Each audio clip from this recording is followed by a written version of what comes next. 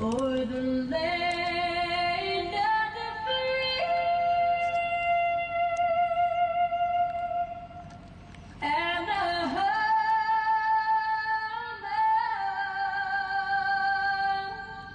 of the brave. All right, let's go racing. We'll get these things fired up. Adam, we're going to give us kind of a rundown of what we got going on here to start this thing off. I know there's a couple qualifiers, but you know all the good stuff about all the good races, the race teams. Absolutely. So good to be back here for day 2 of our first event of the 2025 ASBR Pro Racing Series. So this morning, kind of picking up where we left off yesterday. Yesterday we had those 3 qualifiers. We saw our drivers and navigators working the kinks out in the morning, getting faster and faster and faster.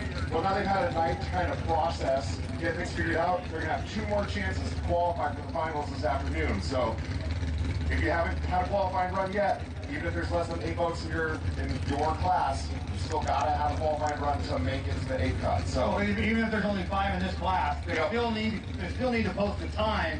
They can't DNF and still make it into the final. So exactly. they got 2 opportunities left today. So they have already ran the track. So they shouldn't be as rusty as we started out yesterday. Absolutely. And you know, it was a obviously brand new track, Yeah. brand new rotation for everybody. First event ever for sprint boat racing here at this park. So we definitely saw a little bit of a learning curve. Couple them from the rotation, so a little adjustment to the rotation. Drivers and navigators sure seem to enjoy that new setup, and now we're going to see what they got for us for day 2. We saw how much faster they got throughout the day yesterday. I can imagine they're going to put on a pretty good show for us today, Doug. Yeah, I'm looking forward to it. I think this is that Jolly Rogers boat that you were talking about yesterday. Right. This is the boat 208, Jolly Rogers, TJ Burrows, and Keith Brownsberger. Their best time yesterday was just under a minute. See what they can do here in day 2.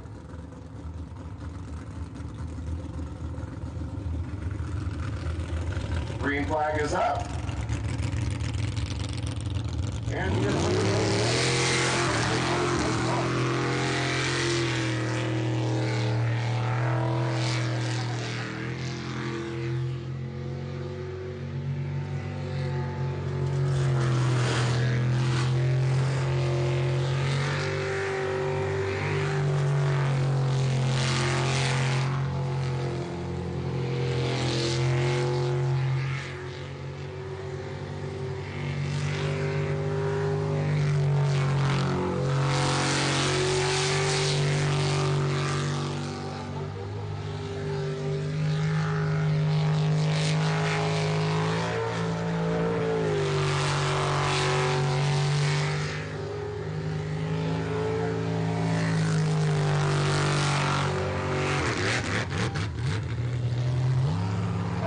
clean run.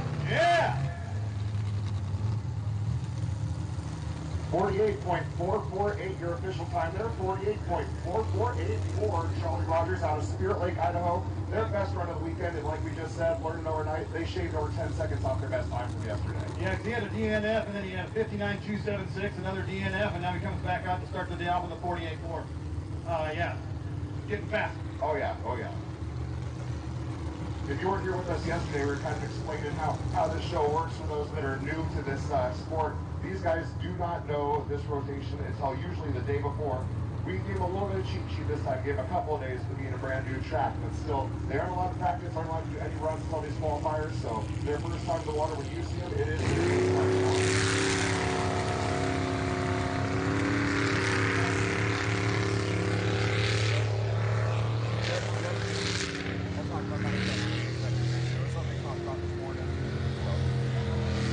This is Boyle Logo, the 199 boat.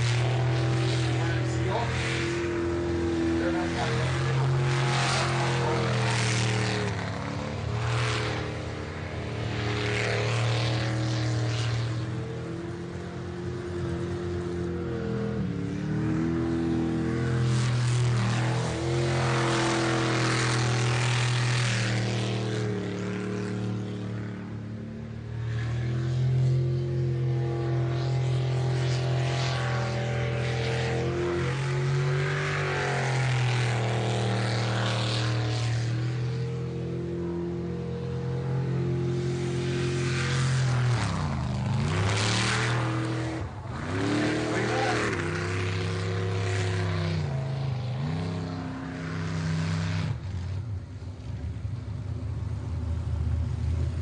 58.390. So again, just like the change from yesterday, shaving a few seconds off there. Best time of the weekend so far for Guano Loco.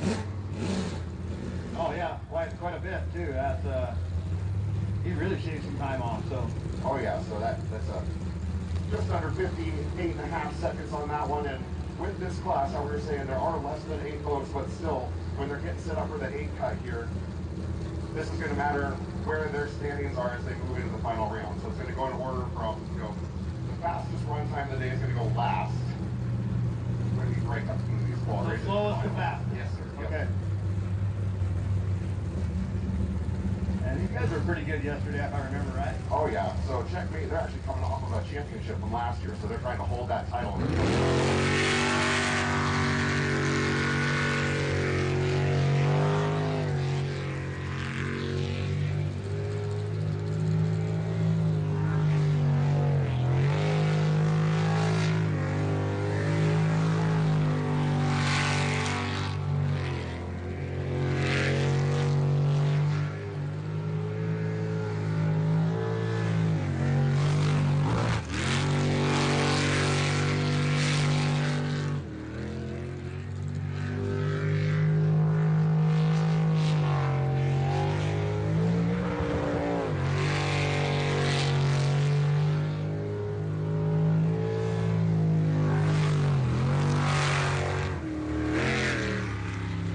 Another clean run.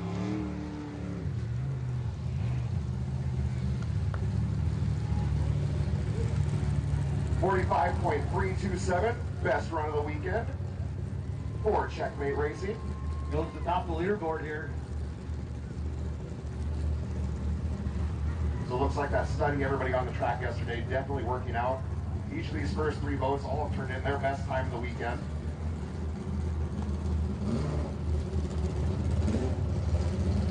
We just got to get Earl a qualifying time here. Yes, sir. Yep. Slippery Pickle in the water now. The 611 boat.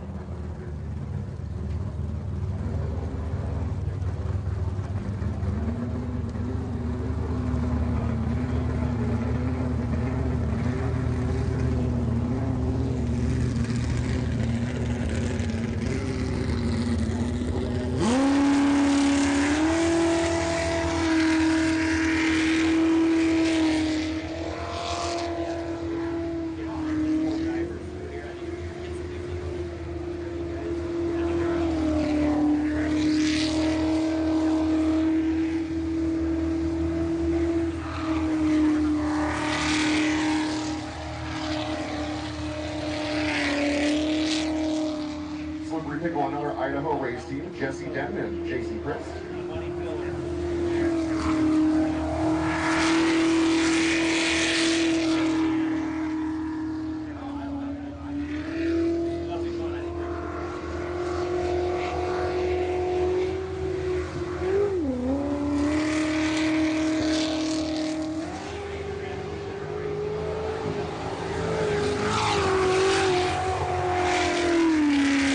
Clean run.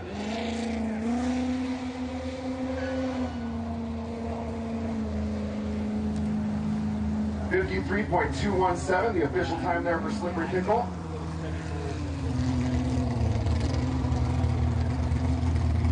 And what a difference a day makes as these folks are all getting this rotation down much better this morning.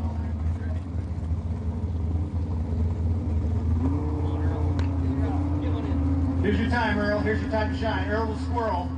Now he's got 3. He has to get a run here. Yes, right. He's got 2 chances left. If he wants a chance to compete in the money rounds this afternoon.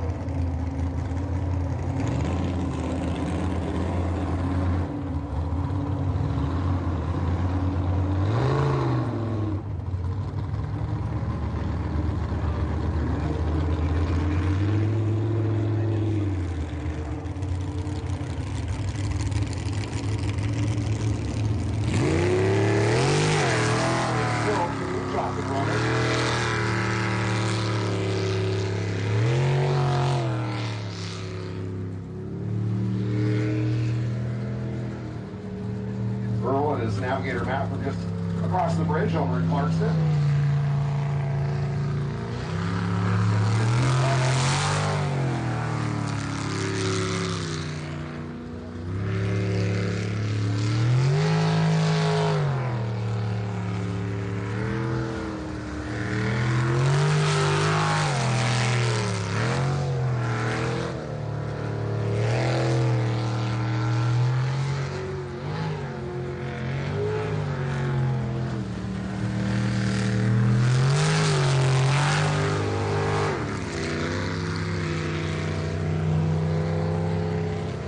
So this third in the rotation early on is going to be a DNF. Again, there's going to be one more shot for Earl the Squirrel to make it into the 8 cut later this afternoon. That's a lot of pressure. Yes, there we go. Yep. That makes it that much more fun when you're competing, right? Yeah, he's competing with himself inside of his head right now, I think. So. So just like that, that's going to wrap up the modifiers. We're going to move into the 400s now. You'll see the power of these boats kick it up just a notch from the modifiers. You see each of these classes is a little more powerful, a little more powerful. You have the modifiers right there. Now we're in the 400s. Next we'll go into the eliminates. Yeah, a lot of fun to watch. And right off the gate, we got Cletus McFarland and Greg Biffle come out here. And actually, Cletus put down a 41-second time yesterday. He was a leader in the 400 class, so he's looking to just kind of be consistent. He'll go into the 8, and then he'll be the final driver to go, because he should have a fast time from the looks of what I can see. Yeah. But the Jolly Roger is not too far behind there, so. Absolutely, they're about a couple tenths of a second off of each other, so.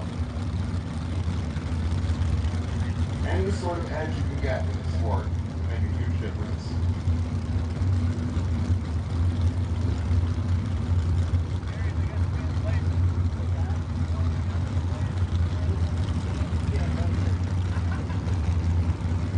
So Cletus McFarland and Greg Biffle in the Do It for Dale 1776 boat.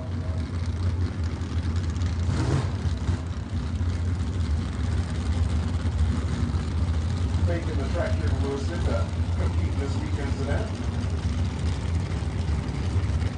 It's got to be fun for Biffle too. There's a lot of G-forces going out there. He's always turning left. So.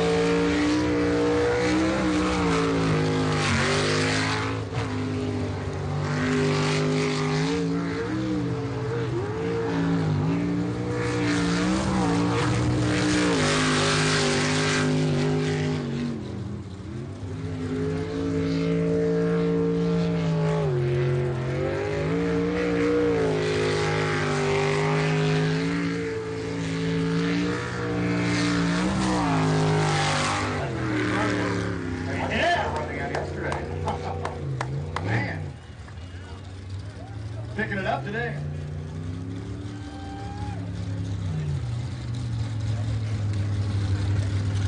Yep, so our eyes were not deceiving us. Now, what's his best run of the weekend?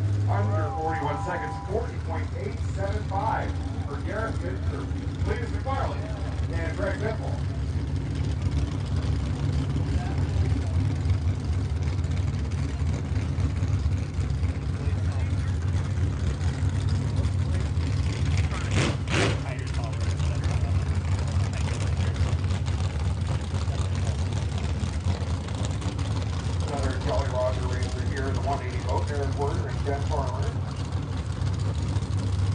They were neck and neck with Cletus and Greg yesterday.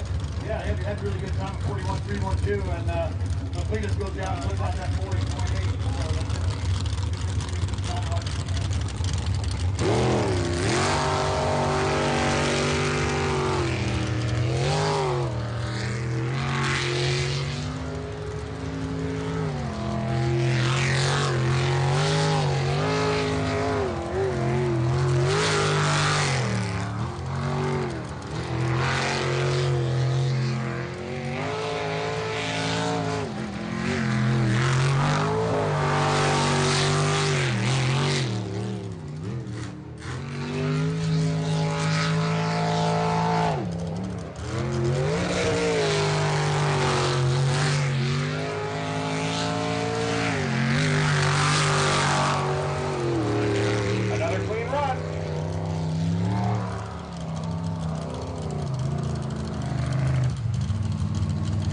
And how about this, Doug? They actually just switched spots with Cletus for who's got the best time in this class. That was a 40.757 minute grab. to a 40.875. That's how nice the tolerances are. These guys can go 1, 2, 3, 4. That's impressive. That's how high they were yesterday at back-to-back. They're up to 8 shots the other day. So beautiful deal. I had that time yesterday. Got all the right here. And then you can have that time.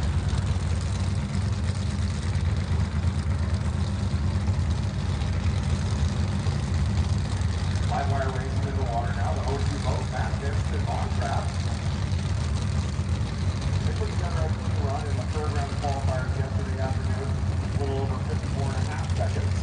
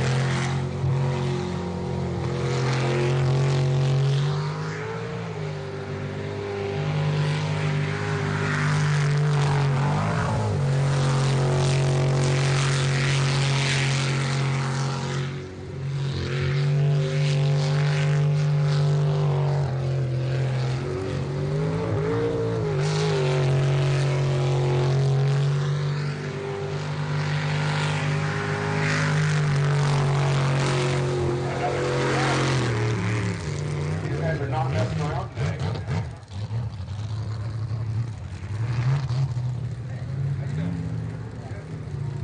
.356 our official time there, so yet again a top run for this team. Livewire, their best run so far this weekend, so. Still getting better. Everybody's kind of getting better and better. A good Sunday morning so far out here at the track. Yeah, that's about that's the way it's going to go. And it's going to be fun when they get into the 8 cuts and 4 cuts. Oh yeah. That's kind of the plan for today. We're going to get these last couple qualifiers out of the way. And there's going to be a short break over the all that time. Then we're going to cut off the coming round. That's just a real exciting. This part is off. Good time. Oh yeah. Everybody under 50 seconds so far. This boat out now is Bad Influence, Steven and Randy Church. 156 mode. Their best run under 48 seconds yesterday afternoon.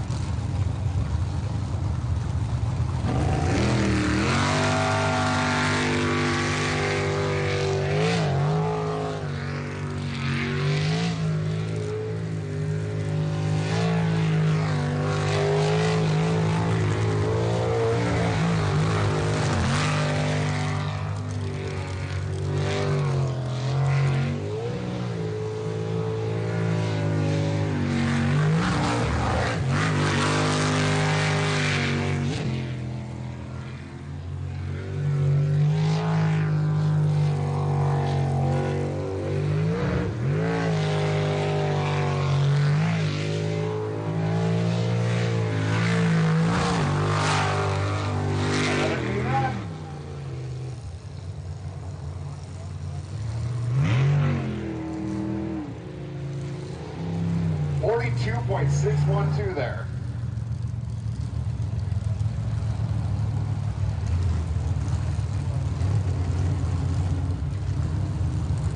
Doug, you're just telling me how they're going much faster. You can also see too, just from an official standpoint, as all the officials have gotten more comfortable with the track, all the pilot now great job.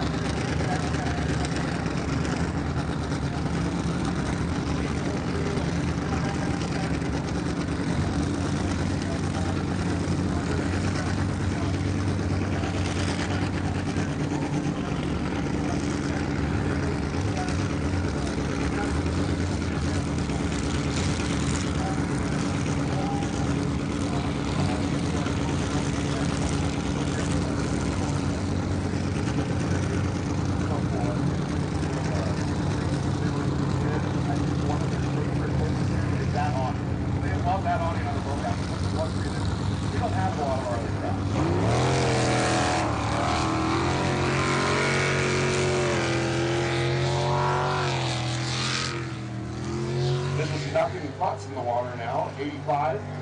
Brad Castle.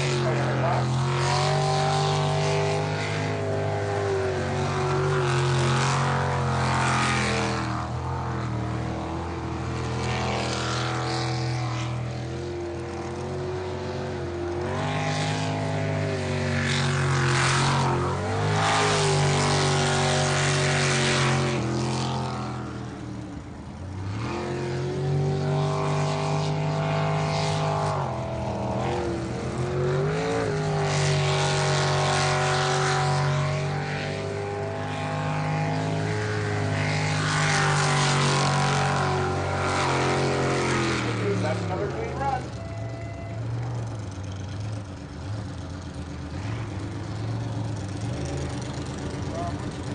Hey, would you be surprised, Doug, if I told you that was their best run of the weekend, too? I would not. You know, Yep, 50.284 for the 85 boat. That's Brad Castle and Dakota Hemlock in Knockin' Butts. So yeah, they're going to be happy with that. That's a good time for them. And it looks like, I can tell, pretty much, I'm going to be end up dropping one pretty cold, man. Yeah.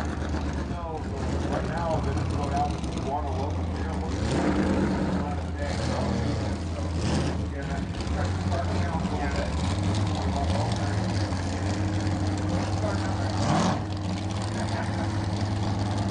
Wrong way.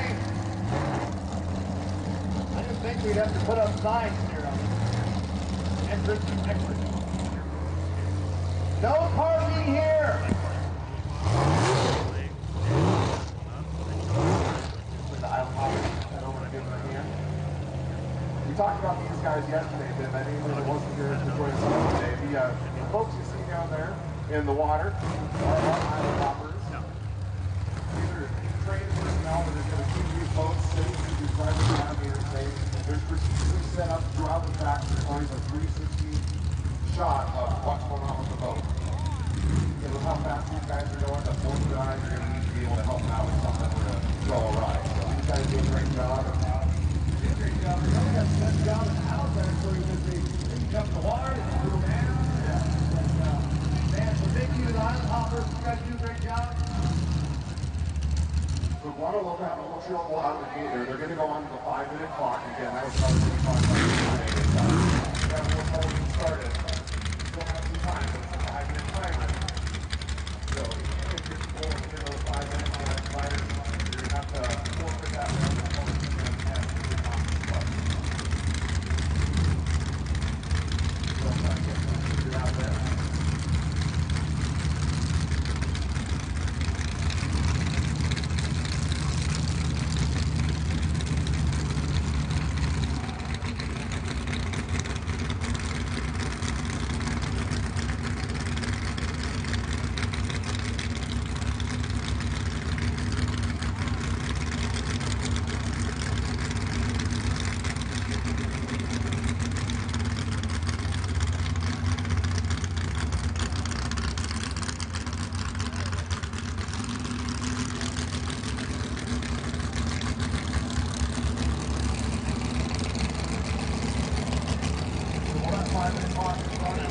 Why not? The water now, the 31 boat. This boat all the way from Australia to the weekend. Michael Llewellyn and Sam Whalen. Soon to be his newlyweds.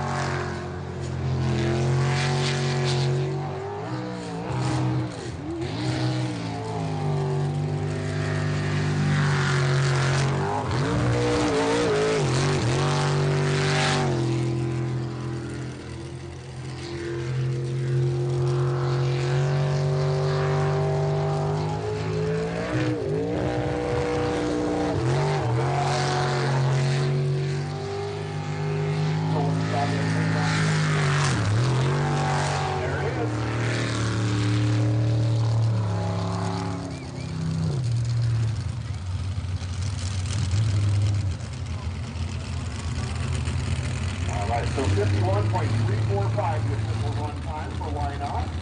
51.345. They shave about a half second off their previous best time from yesterday.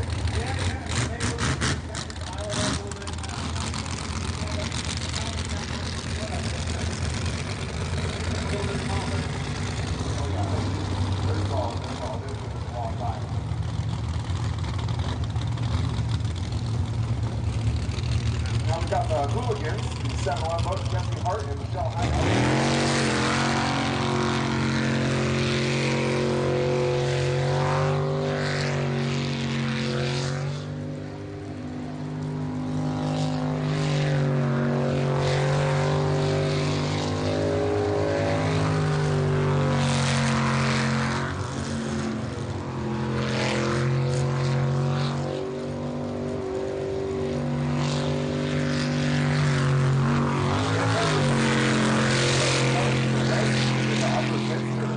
blocking us from getting some of the boats out.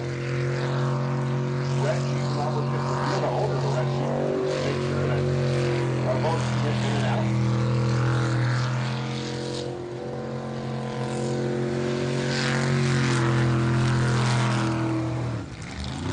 There's a clean run.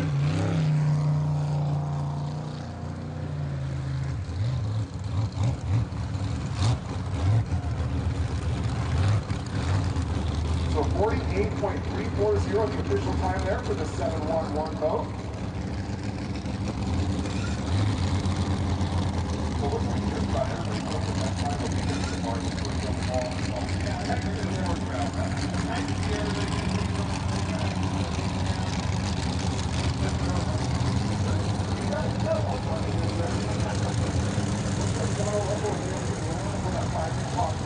So we'll see them come out here to wrap up the 400.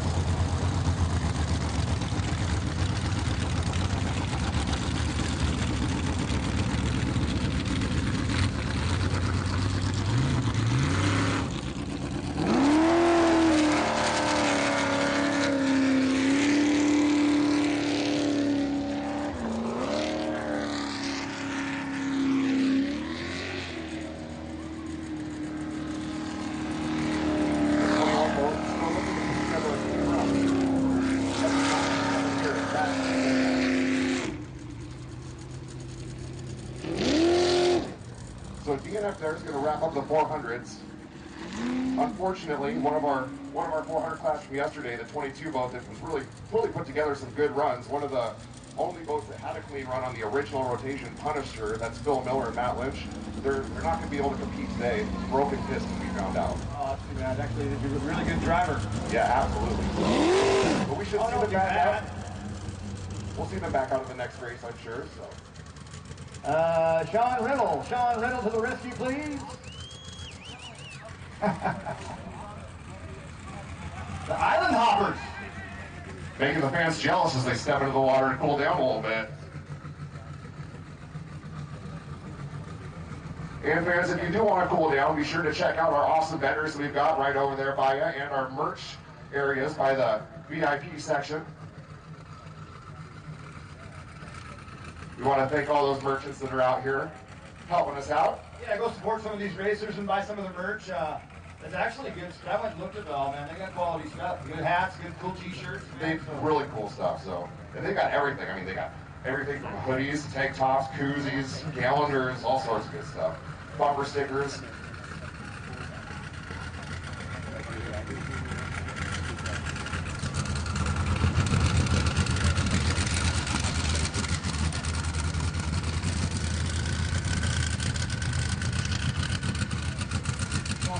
Take the Hill, Canyon Grand Hotel. You guys have that show time. They do a fantastic job over there. So I appreciate those guys hosting that, and thank you guys very much. Oh yeah, they've been doing a great job all weekend. We've had a handful of folks at ASBR that have been staying over there, and the hospitality has just been fantastic. But kind of like we were saying earlier, we've just been blowing away with the hospitality of the small community. Lewiston's done a great job. So really excited to be here to come back again, and about 2 months now, we're back in August. So. Yeah, we'll be back there in August, so that's going to be fun to hang out with you guys again and do a little bit more of this. I don't know if there's much time Yeah, I was kind of wondering about that. So, of course, The problem is it won't cool off. yeah, what we got here in Lewiston for the 3rd, we got like a season on August 2nd and 3rd. Here in between that, we're going to have an event in Fort Angeles, Washington on August 27th. So, if you folks want to cool down a little bit, take a trip up to the Pacific Northwest. They got a nice track over there at Reinforced Park, so you can check that one out. I heard that's a really cool facility out in Fort Angeles.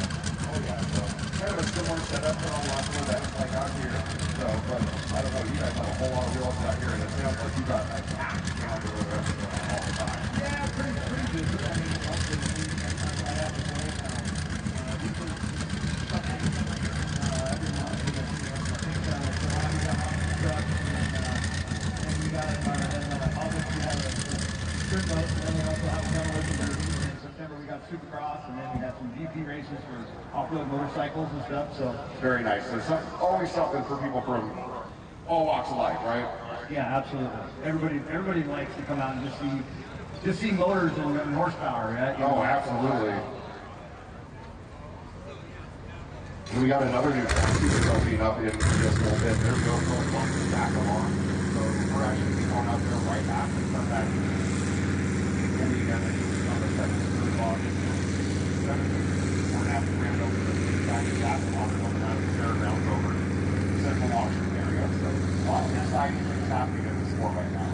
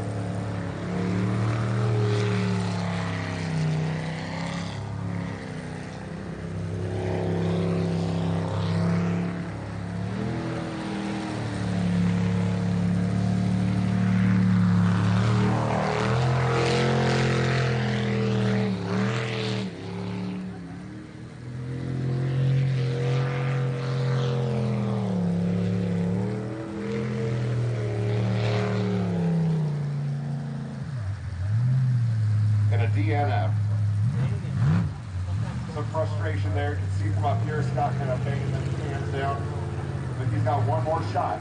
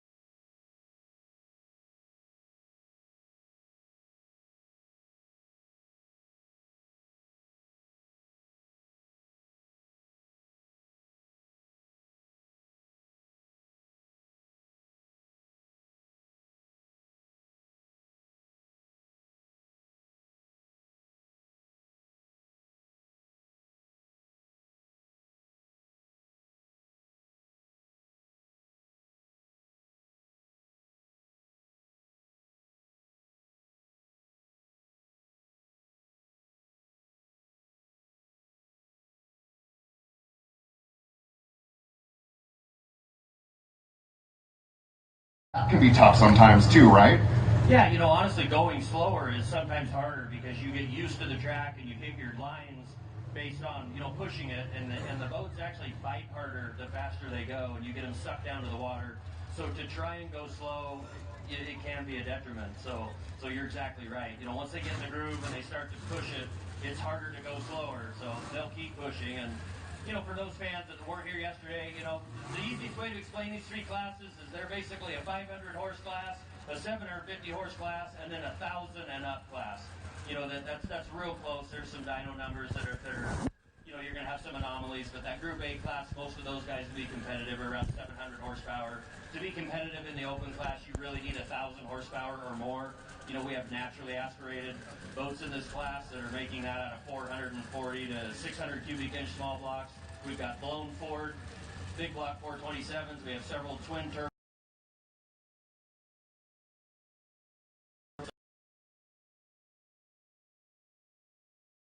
Here, for example, a 384 cubic inch Chevy twin turbo. It's going to sound totally different than the next boats you hear that are naturally aspirated. So sit back and you'll enjoy a nice, quiet twin turbo run. Hopefully Rob got his electrical and fuel issues sorted out last night, and hopefully he can lay one down here in the next two runs.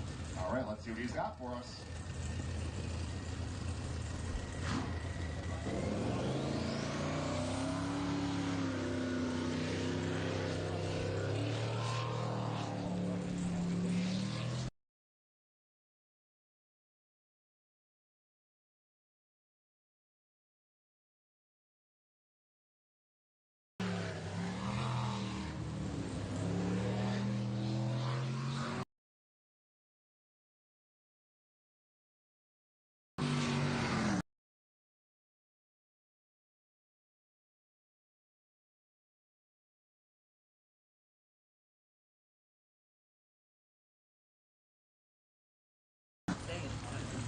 What was that, Gary?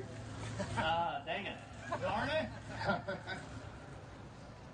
So a DNF there for Poison Ivy out of New Zealand, but they do have one clean run from yesterday, so they're still doing all right. Yesterday, Rob's best time was a little over 47 and a half seconds, so still,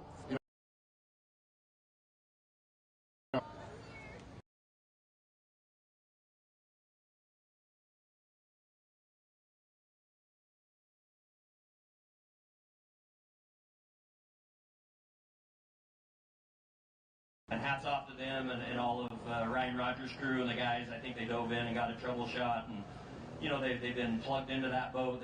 Have their engine guy has been remoted in from a laptop from Boise, downloading data. I think they got it figured out. Obviously, Rob was just kind of coasting there to get a clean run and get the feel of the track, but he'll definitely be there when the elimination rounds start.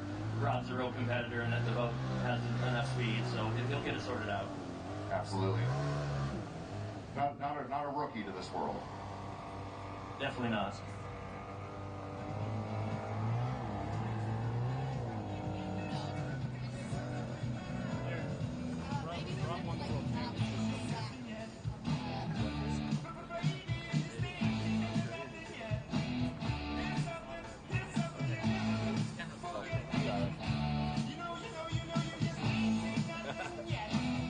Yeah, and thanks Ryan for pointing that out. Rob is a world champion boat racer in superboat class, so I mean that's the caliber of drivers we have here this weekend. So thank Rob for coming all the way over from New Zealand, and I think the engine arrived here in the back of a pickup from Boise, I think Thursday night. So that just goes to show what a testament these teams and everybody jumping in, and engine got freshened up there, shipped over. Boats just arrived within the last 2 weeks in containers that were over at the New Zealand, the World Championship this year. So there's been a lot going on the last 2 weeks here in Lewiston to get everybody ready for this. So hats off to Ryan, and just, he makes things happen. He puts everything together and gets the people organized. And you go down to Rogers Motors or Rogers Dodge in the race shop, and you'll see nearly all of these boats. So the Unlimited's down there, and everybody working together hand in hand, just sharing parts, pieces, knowledge, whatever it takes. So hats off to Ryan and his whole crew to get a lot of these boats here up and running. Absolutely, and I'm sure for folks in the community that want to learn more, I can guarantee that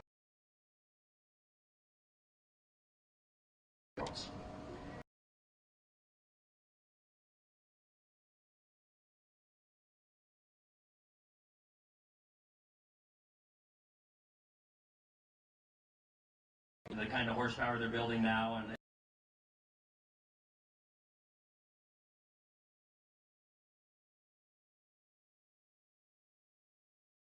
see the technology in that thing with the Pro Charge small block is crazy, and his tuner.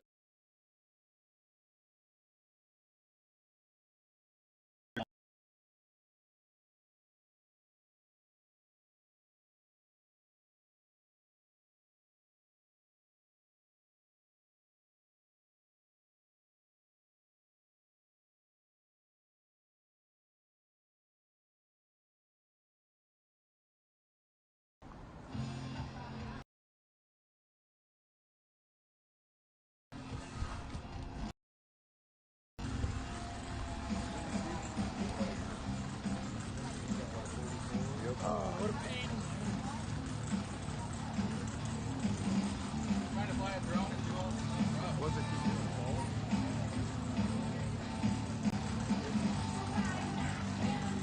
oh, I can't put this on the bed. How's that not getting hot? Is that getting hot?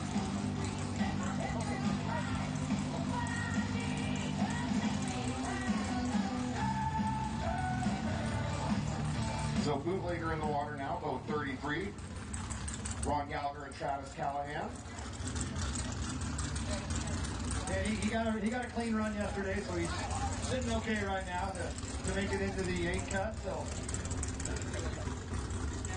not a lot of pressure, but I'm sure he wants to go out there and he wants to lay down a clean lap and a fast lap. So Absolutely, and that clean run he had yesterday was just over 44 seconds, but we had some runs yesterday, especially in this class.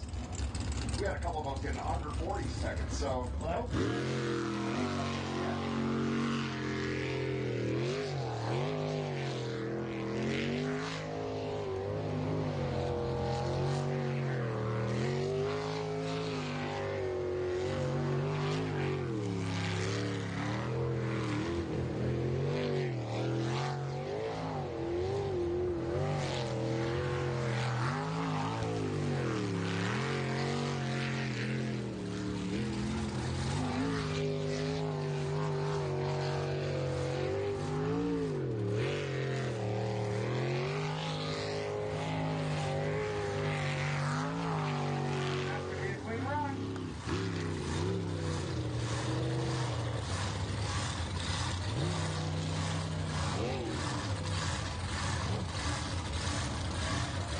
So definitely not coasting on that one, Doug.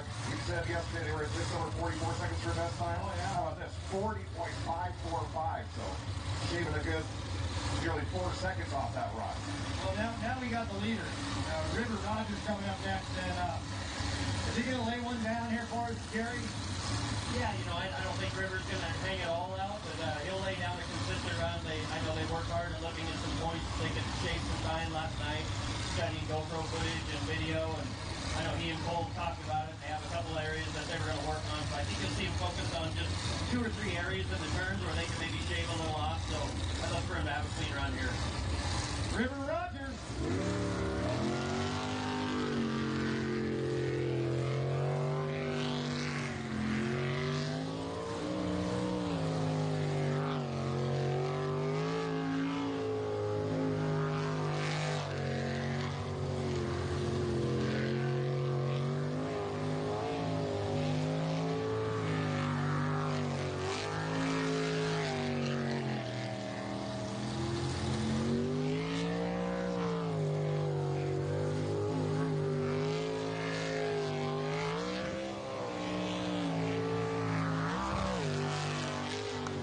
Pure insanity, living up to that name.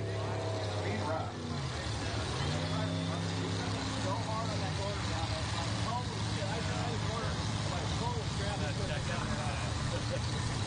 On the first rip. This is our best run of the weekend so far, folks. 37.665 on that one, Doug. 37.665. I was just saying, I haven't even heard him have it say once, right? That means he's stuck to the ground. Yeah, I mean, I know watching River and Cole last night, they saw those corners where they pick up a little bit of speed last night, and you can see where he straightened out his line. And it obviously worked. They laid one down, so now we'll see everybody's got something to shoot shoot for him. Yeah, I really see he changed the apex of the corners and he's swinging everything wide to make everything so he's not turning so tight as he exits the corner. So very impressive. It's going to be neat to see these guys get down into the 4 cut and then the 2 cut to see what kind of times these guys can run. Now we got Meaner Machine out there in the 43 boat. Their best time yesterday, just over 40 and a half seconds.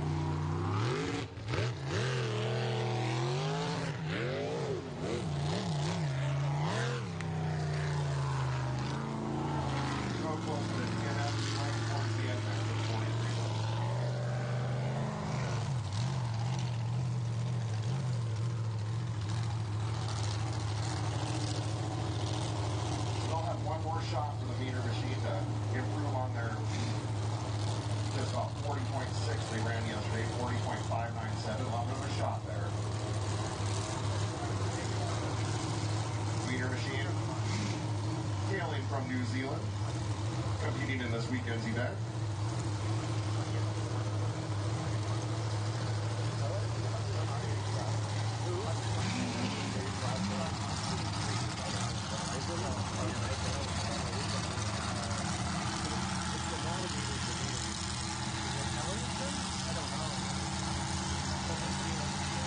Ellington, that's what I'm going to say. Is it E-L-I-A, actually? Oh, or Lewiston, yeah. There you go. Names are always a struggle. I know. Good penmanship. So Leighton Lilly coming out in the 27, preventing insanity. And he was quick yesterday too, Gary. And I think they had a little bit of issues. The team got together. I think they got everything worked out. I think so. Yeah, I know they were working on the pump this morning, getting some things sorted out. But Leighton's a wheel man. He's a racer. He went home, did his homework last night. Leighton just cruised it yesterday. Wait till he opens. I think he can make upwards of close to 1,500 horsepower this boat. So Leighton will have it figured out here. He'll put one down. Yeah, one more good run.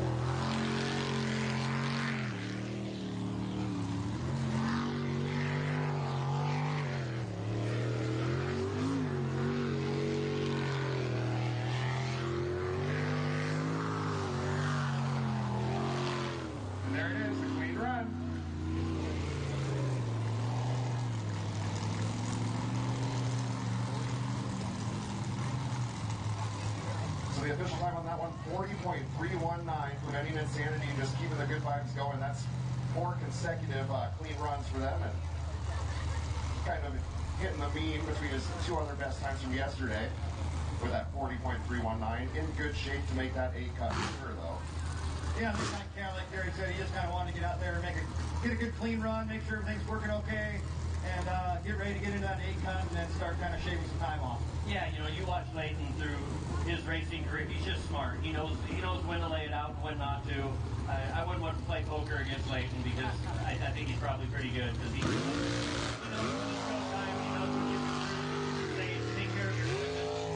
He knows he's locked in right now. He knows he's right there, so he's going to go back and look and he'll see it.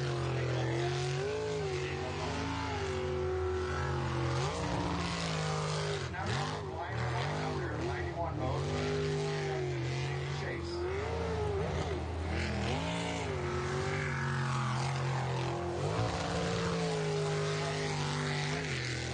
Chase Hawaii Rentals and Development.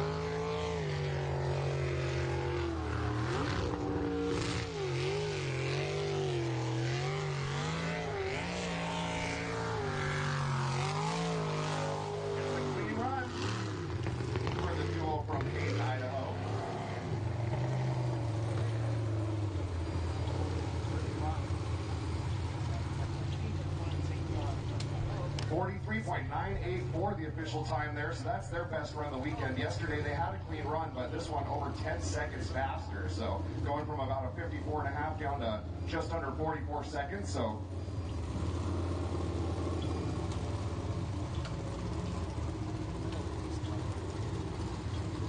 again, the official time coming back 43.984 for the Flying Hawaiian there. Just a couple boats left here in this fourth round. Stars and Stripes out now, Bert Roberts and Luke Stewart.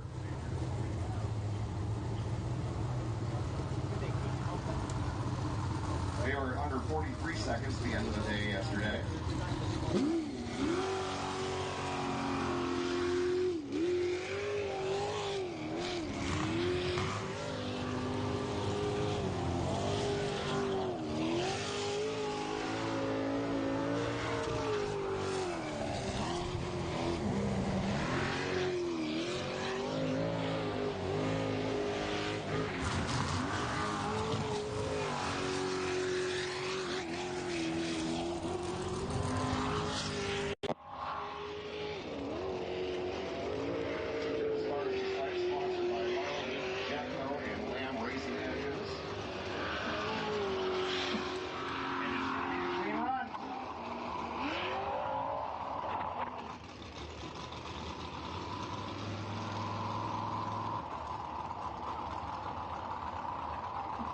So another best time of the weekend for our team. Stars and Stripes are laying out a 39.728.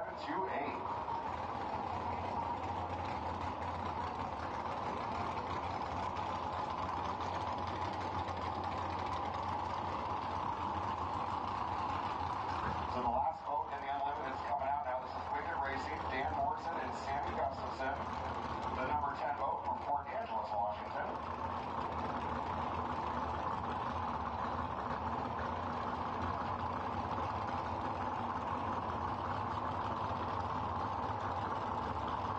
Racing sponsored by STIHL, Pelican Fuel,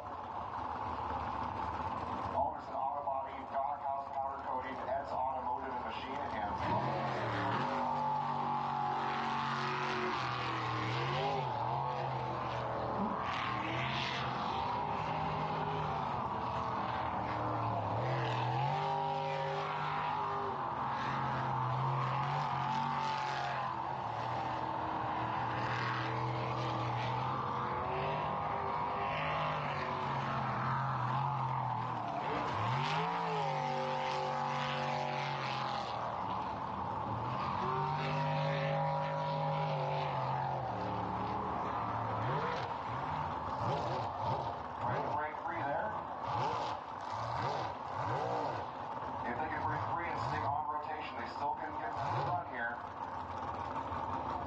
see if any of our island hoppers a signal if they're going to try and get out of this.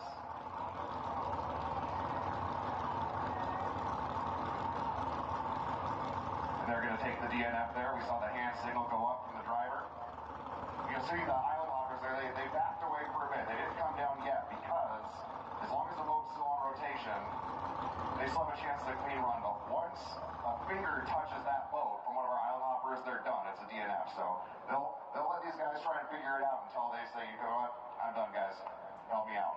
Yeah, it's kind of interesting, Gary, you were talking about this yesterday, is the final end of the Unlimited boats go. They got an M on the side, and kind of explain to them the safety, the precautions that they got to take when they're running methanol. Right, so, you know, that these boats, most all these boats in the superboat class are limited, are running methanol, which is a lot different kind of fuel than regular race gas or RAP gas. In the fact that it burns clear, it burns clear, so that boat could be on fire right now and we would not be able to see. You wouldn't see the flames, you would see the fabric melting off the seats and the seat belts or the suits, so that's what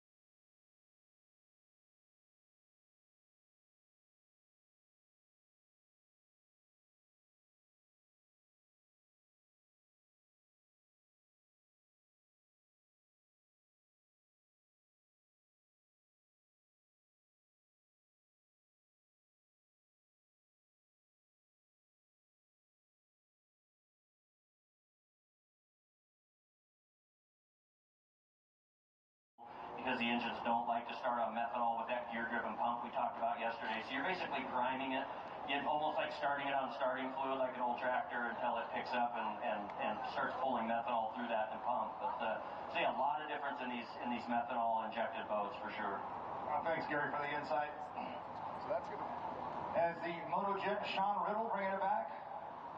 Got a Gateway custom decking wrap on it, looking sharp out there, Sean. I'm surprised you fit in that thing.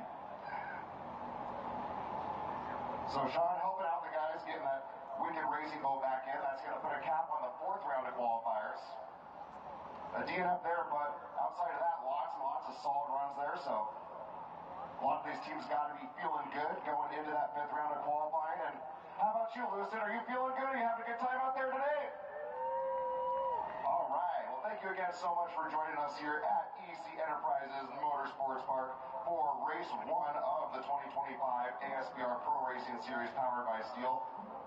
Thrilled to have you here with us this weekend. We've been having a great time. Can't wait to come back and continue to see the evolution of this track as time goes on. So good stuff, and looking forward to showing you guys those money rounds.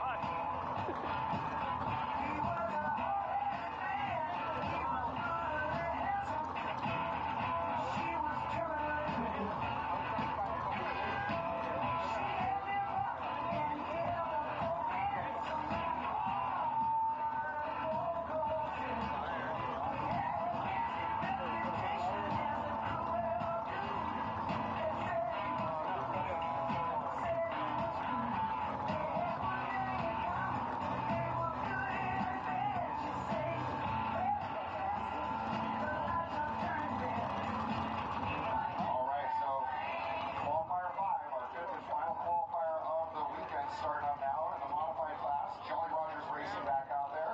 This 208 boat sponsored by Haxby Speed Marine, RC Worsco, Roadkill Grill, Impact Auto Body, and Liberty Landworks. Coming out their best run of the weekend so far in the 4th round of qualifiers. And the size of this class, this does guarantee them a spot in the 8 cut. Yeah, it looks like everyone's got a qualifying run. They got a clean run, except for our buddy Earl. We're rooting for Earl.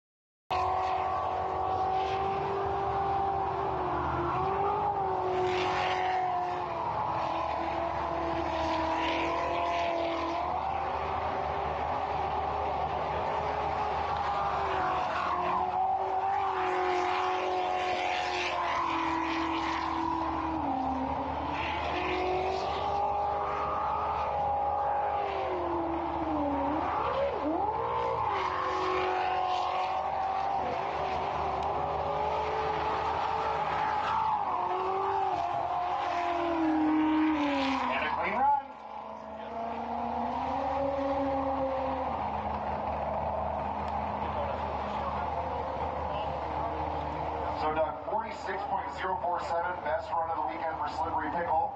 Yeah, kind of the best run of the weekend for all these guys here in this fifth and final qualifier here now. Yeah, right up there. Twisted metal here now with Earl. This is it. He's got all DNF so far. He just has to get this rotation down. All he has to do is put a time in. He'll take them all to the 8-cut. Absolutely, yep. So right now it's got to stay on track here. I'm gonna try to, keep watching.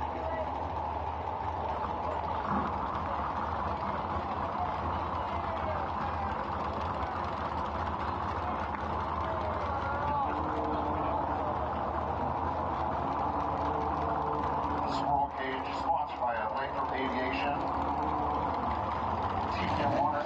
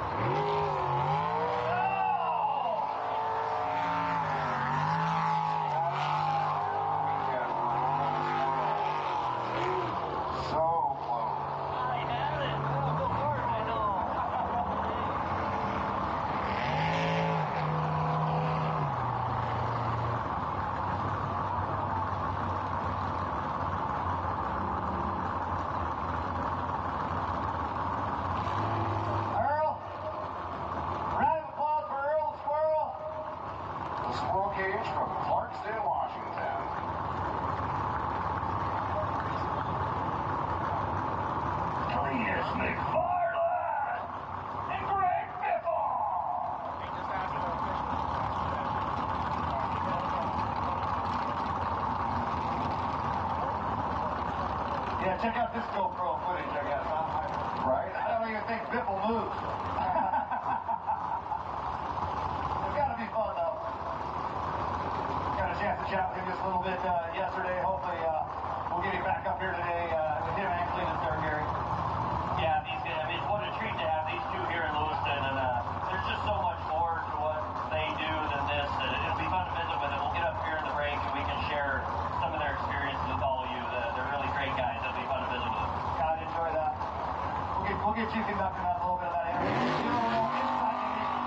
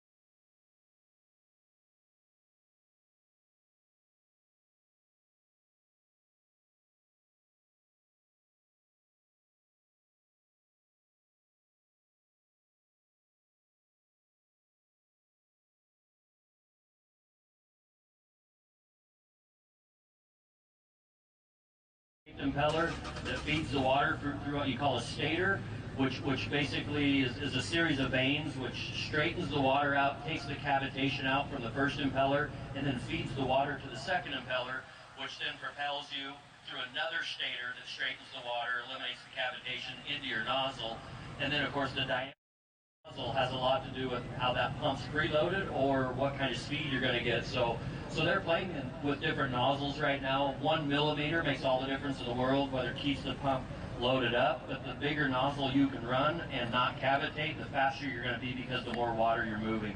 So these guys have played with that. Maybe they were trying some different things on this run. Maybe it was a bigger nozzle to see if they could get some more top speed without risking cavitation. So, a lot of changes and testing going on in this last qualification round. I'm assuming they'll probably go back to what they know worked, in that first elimination to get through. But between them and Cletus, it looks like it's going to be a good race to the end. They're both right there, so it's going to be fun to watch.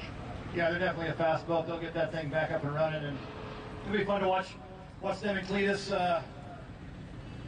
battle it out there. I think it's going to go down to them to the wire so far from looking at the time qualifying, unless somebody makes a mistake, drastic mistake. Well, that's kind of a drastic mistake, I guess.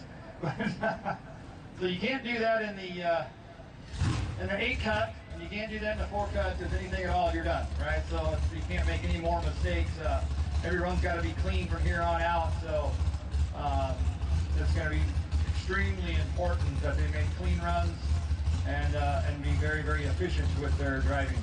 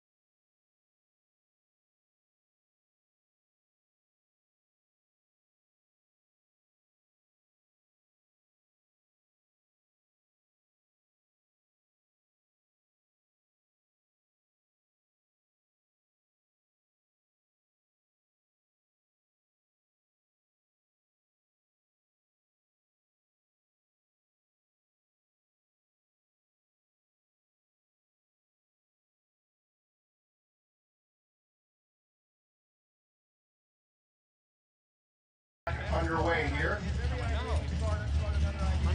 So live wire racing is coming out now.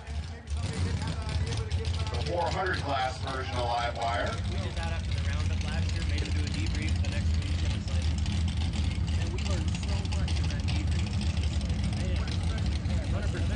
a year to do it. Everyone's like, then you don't. At this point, they've already qualified for the 8 cut. I mean, we fight for me. Their best time's a 49.356. And portable debrief, you don't fly. Like if you miss, you're late for the brief, you don't fly. And then we don't debrief after that, you don't fly again. Like, you're talking about maneuvering.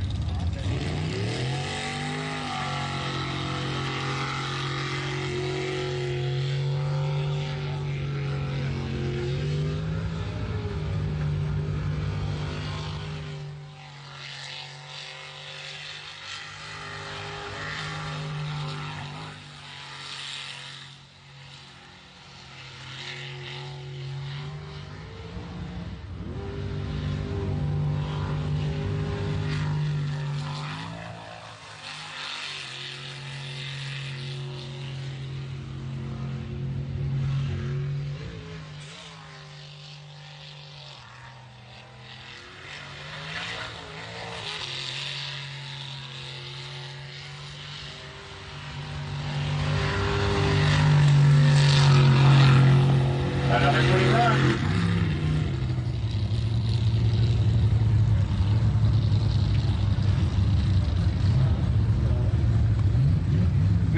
.305, the official time on that one for the O2 boat.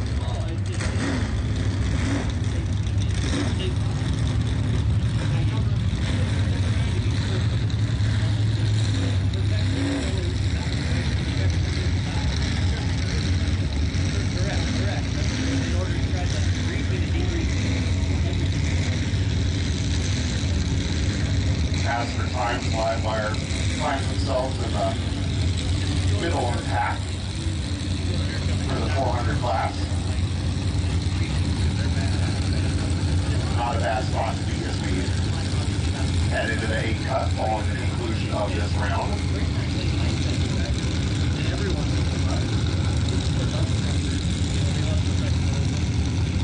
Bad influence back out there again.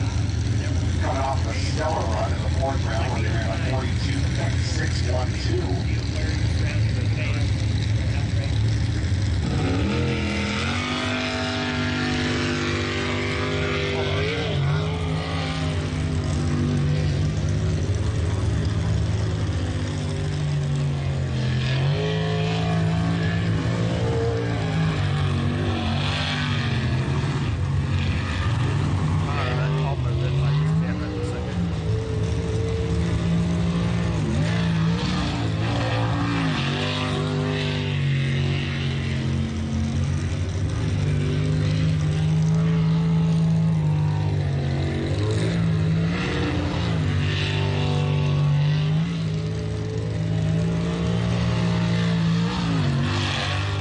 A clean run.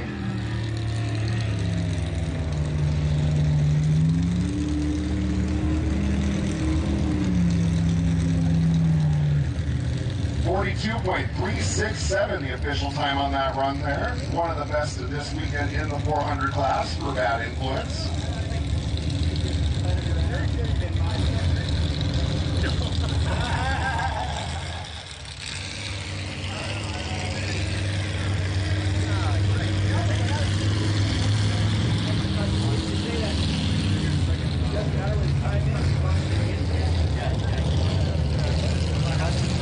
85 in the water now. Brad Castle and Dakota Hembach. You could have gone around like that. I'm sure. Man, it's hard.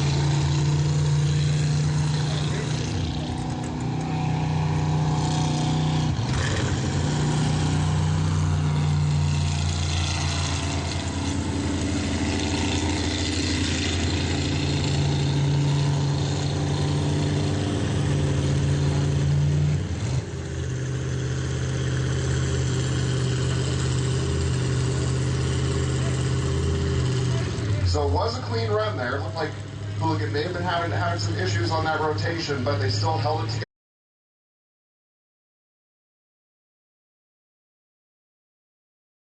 Floating around out there, there's floating rocks here. Do you know that? Yeah, it's just not a good shot.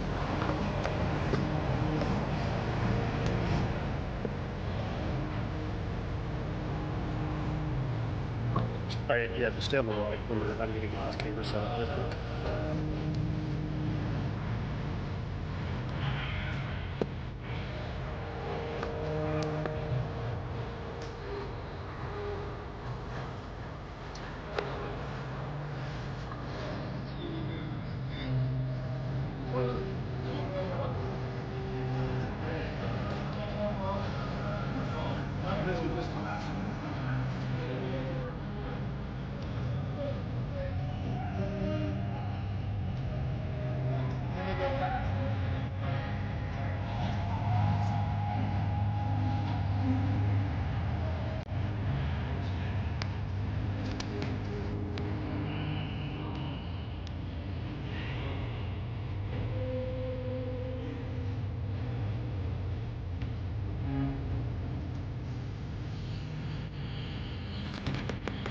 Hit it.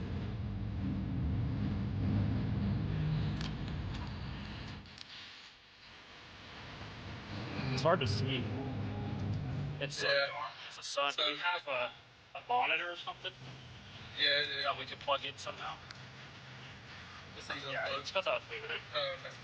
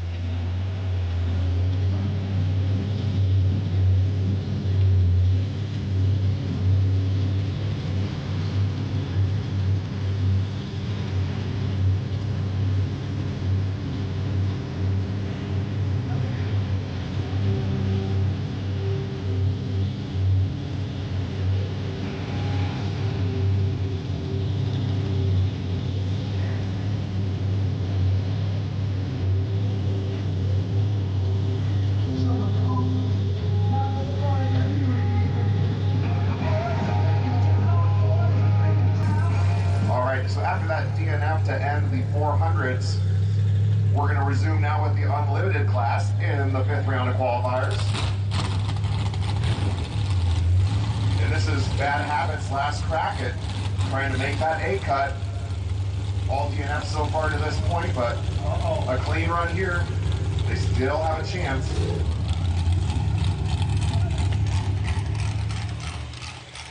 Pressure's on. One last chance. The green flag goes up. Bad habit. Here you go.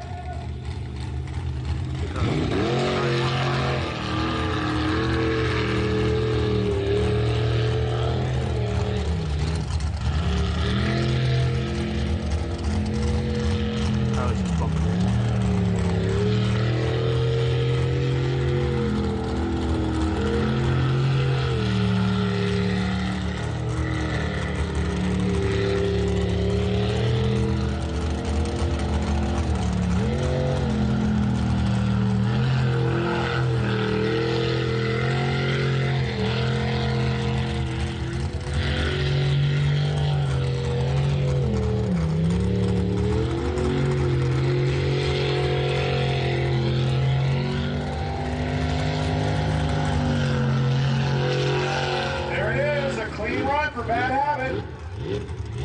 Oh, I bet he was nervous.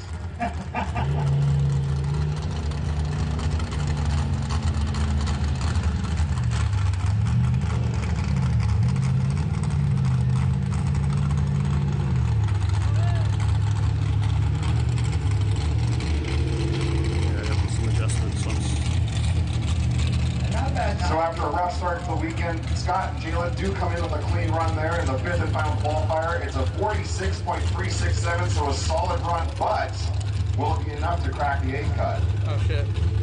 Yeah, it's pretty tight actually when you go and look at stuff. It's so yeah, these, actually the Q4 is probably the fastest times that we have all day.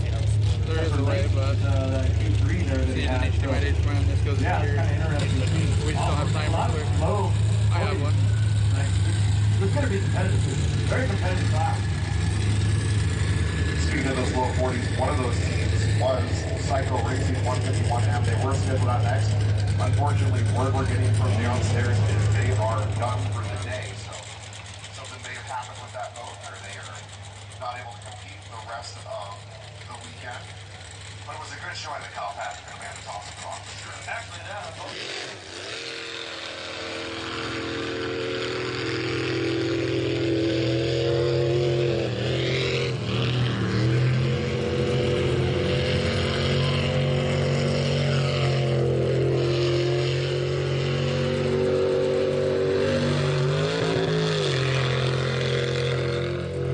This is LiveWire. Has a qualifying time of 54.158, but it's going to get 2.5 years.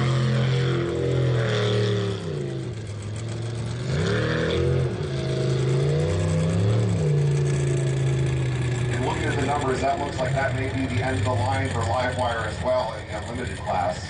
They had a clean run this weekend, but at 54.158, the numbers I'm seeing here, that's not going to cut it to get into the 8 cut, Doug. so from that habit in that 46.367 is going to be, it's made the difference today to get into that 5-8 cut.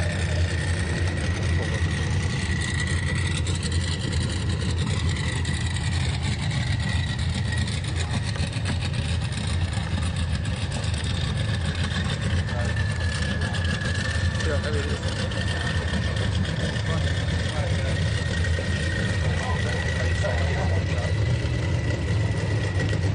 All right, so the way things stand now, could be the end of the day for LiveWire. Welcome back, Trip Roger. Eyeballing it here, looks like these the first 3 loads in that class, it could be the end of the day for Badwire to cycle and Live.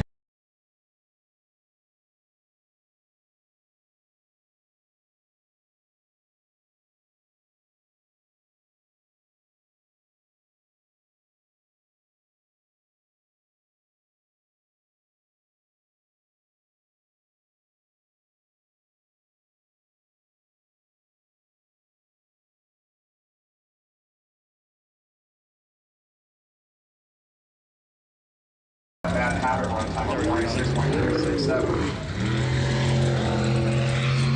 that's good. Oh yeah, it's so bright. And it's a clean run. Yeah. That helps so much having the screen. It's so hard to see. And a 40.953 for Poison Ivy. I like that 953. So they were right on the edge there to try and make it into the 8 cut, and that should do it for them. That's a solid time there. Yeah, it looked fast too. You can just kind of tell the way the boat was working. So Rob Coley, we're going to get him up here eventually here. So we got to talk to him.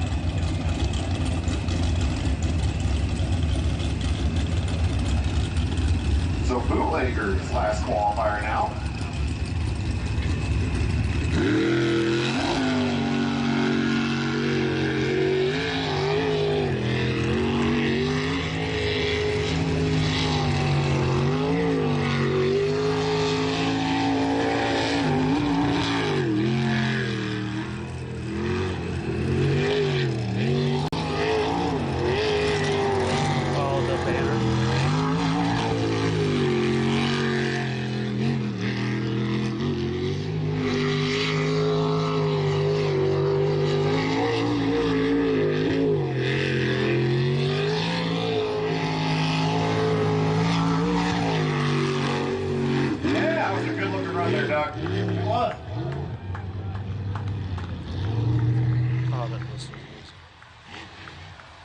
Just how good? 39.219.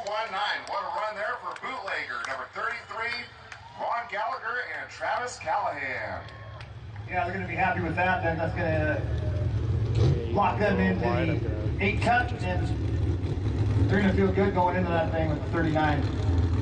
So just a handful more of boats Tweaking stuff. here in the final round of qualifiers. Reminder to race teams, driver and navigator introductions will take place immediately following this round, so that you guys can cool down for a minute before the finals action starts.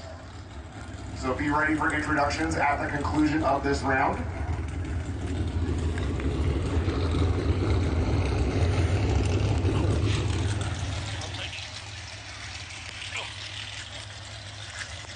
Got it. This one was like so bad. I was trying to move things a little bit so I could put the screen in a better spot. I dig it.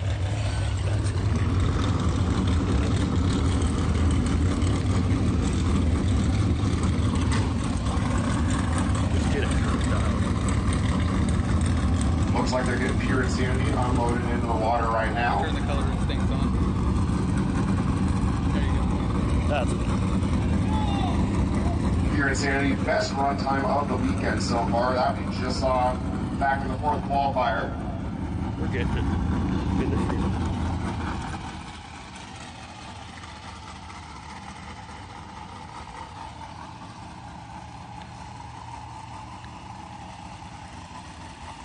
A 39, a 38, and a 37 as far as his Q2, Q3, and Q4 goes. So he's got another second to shave off, or is he just going to dial some stuff in here? Well, he's the reigning champ in the 400 class, moving it up to the Unlimiteds this year, and seems like it's been a pretty smooth transition so far. Yeah.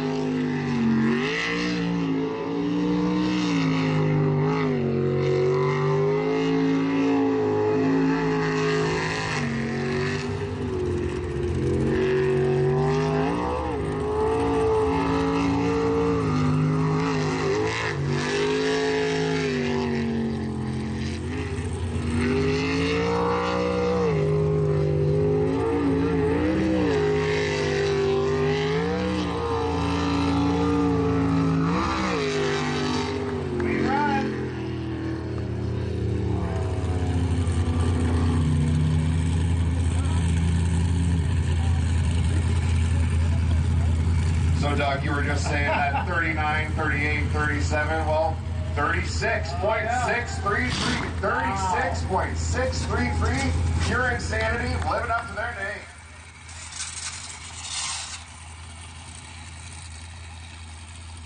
I don't know, can he squeeze any more seconds out of that thing?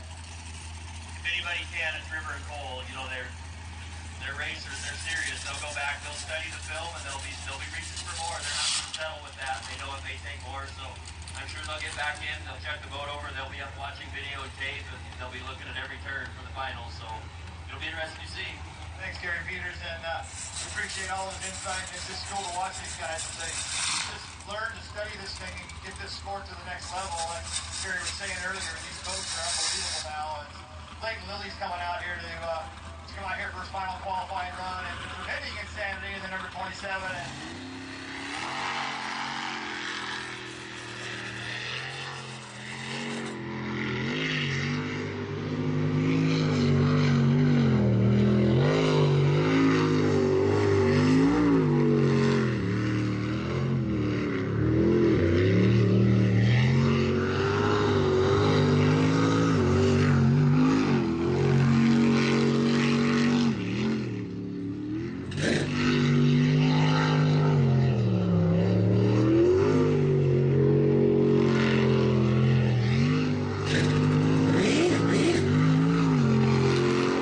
That's a clean run.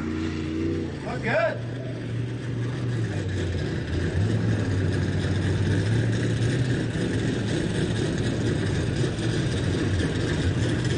Official time coming in on that one. You're right, it did look good. 38.343. So that'll actually be his fastest run to date. So he's looking good coming out there, and that's going to put him right into that sweet spot in that 8-cup.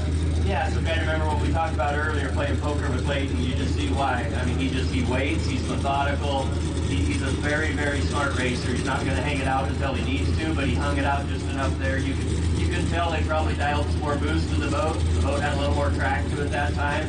You know, when you have 1,500 horsepower available and you're working your way up to that number, I can guarantee you Layton's going to use just how much he needs. So he's just a smart, incredibly gifted racer. It's real fun to watch Layton go out. It's very methodical.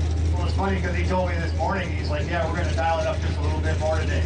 And I kind of know what dial it up is. I don't know exactly what dial it up is, so it's kind of interesting. Yeah, not only are they dialing it up as drivers and getting refined at every turn, as you know, these guys with the technology and these motors, they're coming back, they're studying the data, and they're seeing where they can add power. You know, let's face it, all these boats will make way more power than you can get 100% of the water. So it's kind of like the drag race we watch on TV, you know, the STIHL.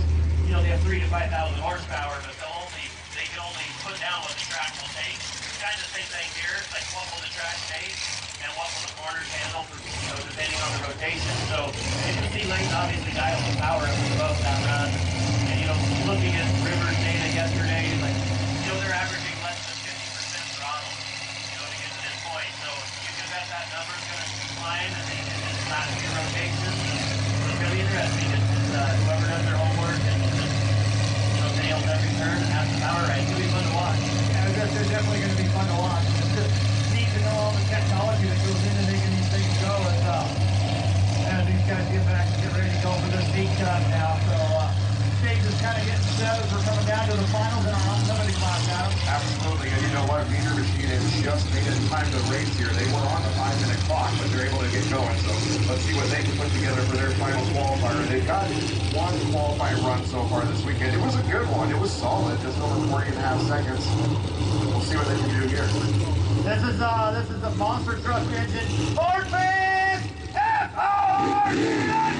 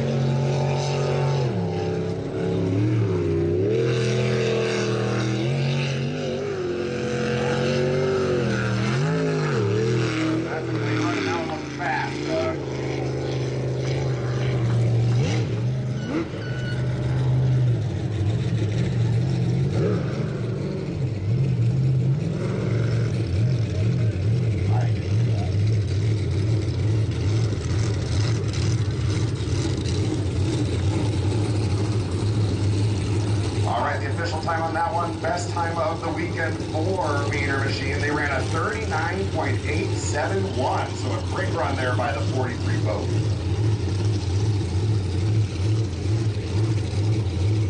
So we got just 3 boats left in the qualifying round here, just 3 boats left. Final qualifiers here at CMX Park.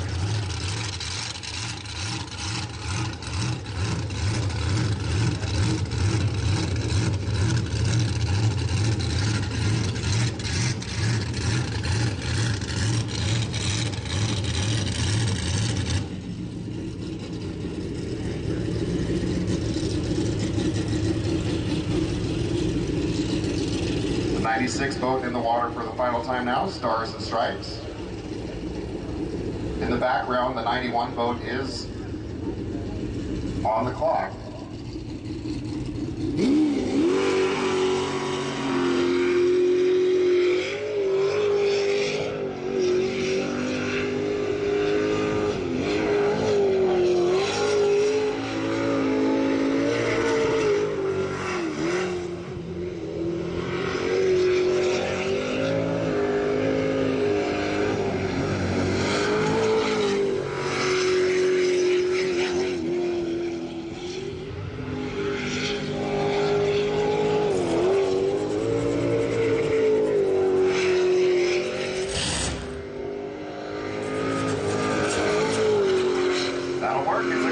For Stars and Stripes. That's it. That was his best run of the weekend there. It was smooth and hit everything good. Apex on the corners correct and looking really good as he makes that 8 cut and gets ready to go down into the finals here.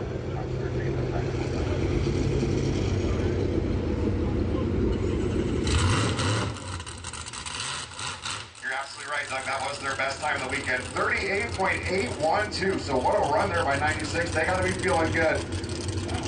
I mean, they came in this morning, already got under that 40-second mark, and that was kind of, you know, once we saw that broken yesterday, we were pretty wowed by it. Now today this competition keeps getting better and better, and we aren't even into the 8 cut yet. This is just a qualifying. You got 38, 38, 39, 36, 39, 40. That's pretty tight racing. That's really cool to see. Yeah, as we talked about Bert yesterday, you know, he's no stranger to strategizing a sprint boat. His dad, Mark, is really what brought sprint boating to America back in the mid-90s. And he and another gentleman by the name of J.R. Kent made the first duck track in Lewiston, Idaho. And so Bert's grown up around this all his life. So he knows how to play his cards. He'll be there at the end. He has one of those big, close to 1,000 horsepower small blocks in that boat. So he can get it done for sure. Yeah, it looks like it handles really good too as he's dialing this thing in. So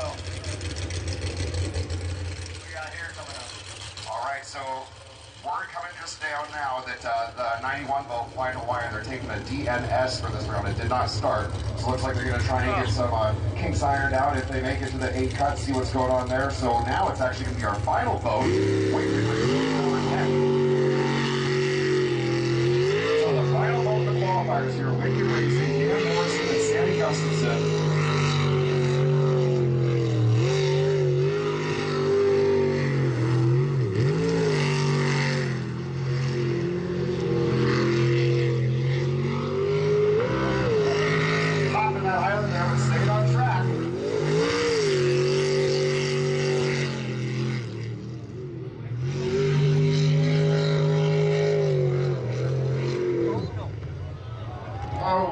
Going to be a DNF. They were looking good, but and yeah, you got a little cocky. Hopped that one real good. Looked good on that. Sure did.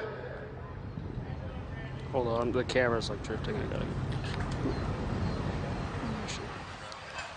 Okay. Well, that's a DNF. All right, How about a little bit of music? We'll get ready to do driver introductions, and we'll like come back here with the 8 cut. That's right, folks. So again, race teams, we're going to do driver and navigator introductions as soon as the island operators are able to help Wicked Racing back to the launch there. So go ahead, get yourself ready, put your face on, and be introduced to Lewiston, Idaho. We're going to introduce you here in just a moment as soon as we've got all the boats back on the launch.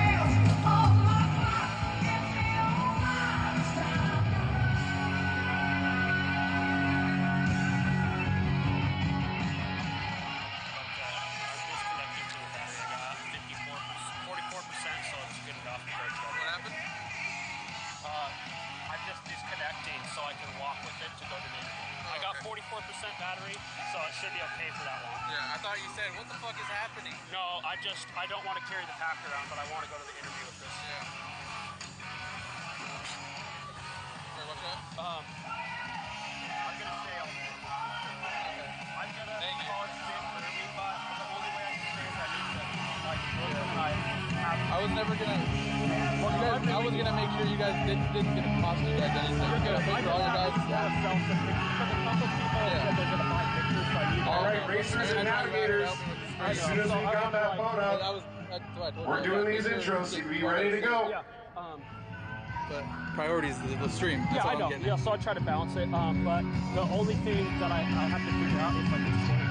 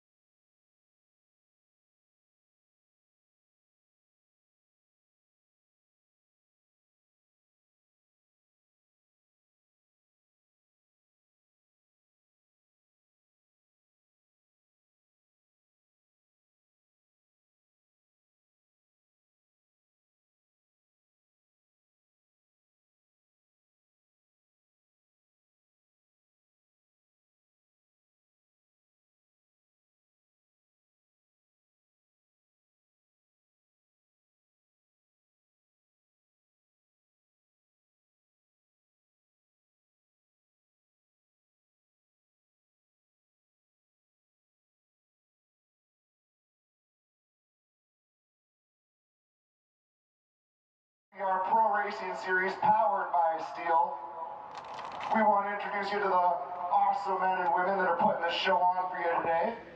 So without further ado, our drivers and navigators in the modified class, in the 208 boat, Jolly Rogers, TJ Burrows, and Keith Brownsberger. Oh, I need to go down there. In the 199 boat, Guano Loco, Sammy McKinney, and Larry Steele. Number 5, Checkmate, Frank and Kelly Toftemark. 611, Slippery Pickle, Jesse Denton and Jason Christ. And rounding things out in the modified class in the 95 boat, Twisted Metal, Earl Lathrop and Matthew Lynch. Moving into the 400s now, in the 1776 boat, it's Cletus McFarland and Greg Biffle.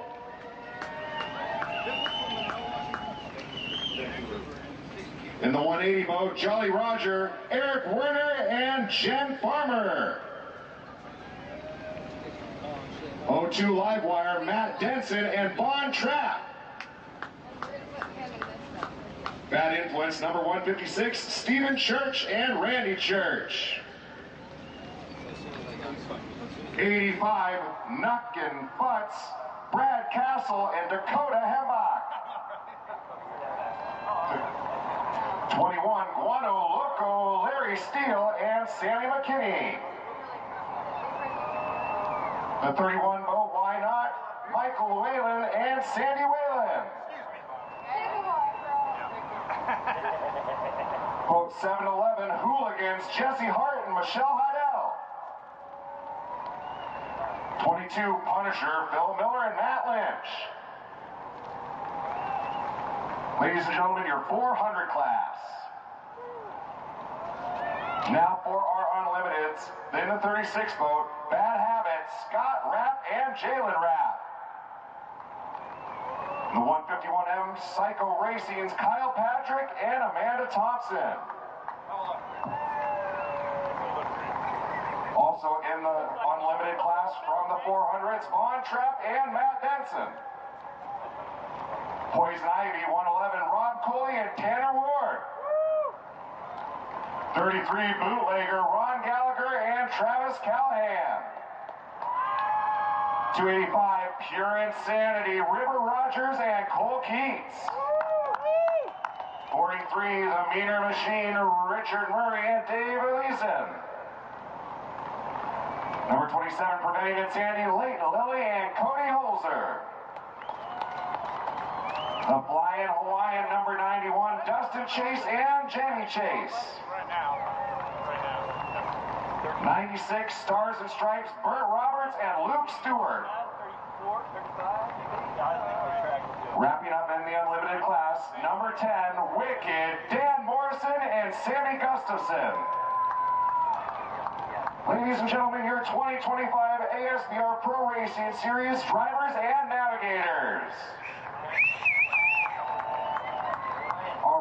folks. So it's going to be that quick little break time here. Grab yourself a bite to eat. Check out these awesome driver merch booths. They got all sorts of great stuff for you.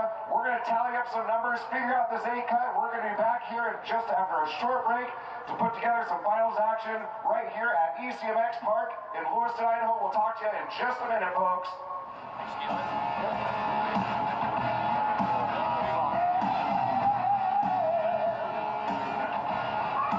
Hey, thanks, Adam and Doug. Hey, I'm going to steal the mic here for a minute, and I want to visit with Ryan Rogers.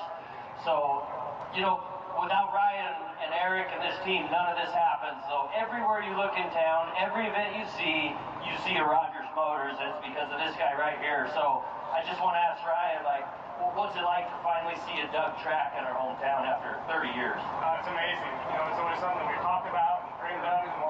Don't want that stuff to blow. Want me to throw your clip over right here so you don't blow away on us? It's working so well, and the talent that we have in the U.S. here. I did that yesterday. And then the guys, we have the Bolts team from Australia here to support this race, and then Rob and all the Wanganui crew is here racing. So it's a really special day, and everything's flowing really, really smooth, and weather worked out good, and we're just very fortunate to have this track here, and I think it's just the start of a really great thing. No, I couldn't say it better myself. So what difference do you see? You guys spent a lot of the winter racing in New Zealand with River and through the LS class, and what things did you learn over there when it came to constructing the track? I know you had a big hand in that, and getting the information out, the surveying, making the digital files, the topography. There's a lot of science that goes in to making a track not only perform well but be safe. So island shaping, different slopes, and how much help did you get out of New Zealand to help make this happen with Eric? Well, Julia has the Wanganui track, and Rob Pulley live in Wanganui, and once they got done with the World Championships, they drained the track, and then we copied it. So that helped us a lot with island height, pitch angle, you know, and then we had to narrow it up a little bit. So it's not exactly a Wanganui track, but it has a lot of similarities, and so that helped us be able to produce a track that races this well.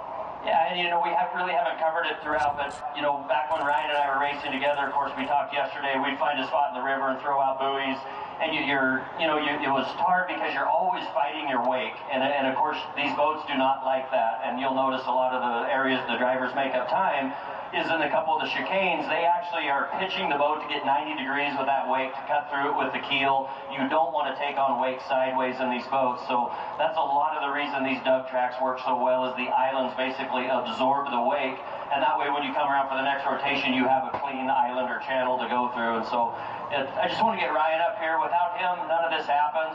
He's a huge driving force behind anything motorsports in this valley. So everybody put your hands together for Ryan Rogers, his team, and Rogers Motors.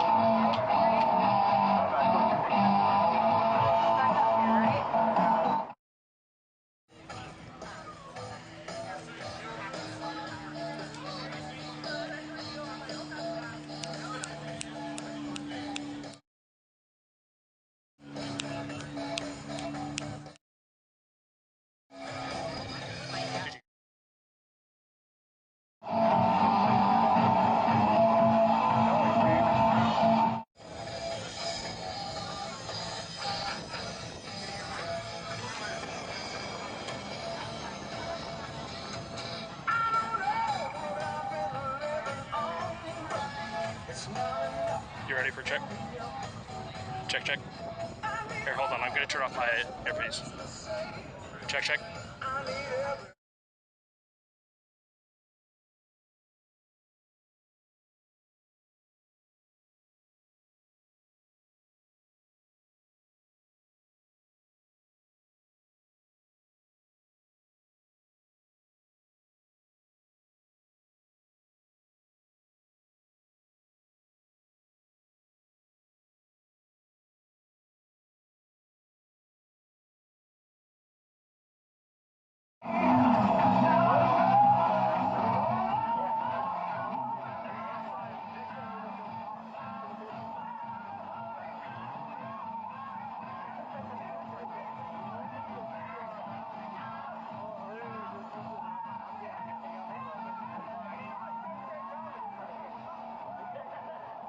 so we get to hear from a lot of these drivers and, from their perspective, but, it takes a lot of what to get in and ride in one of these boats. So they got to trust these guys that they're going to ride with too. And so I don't know.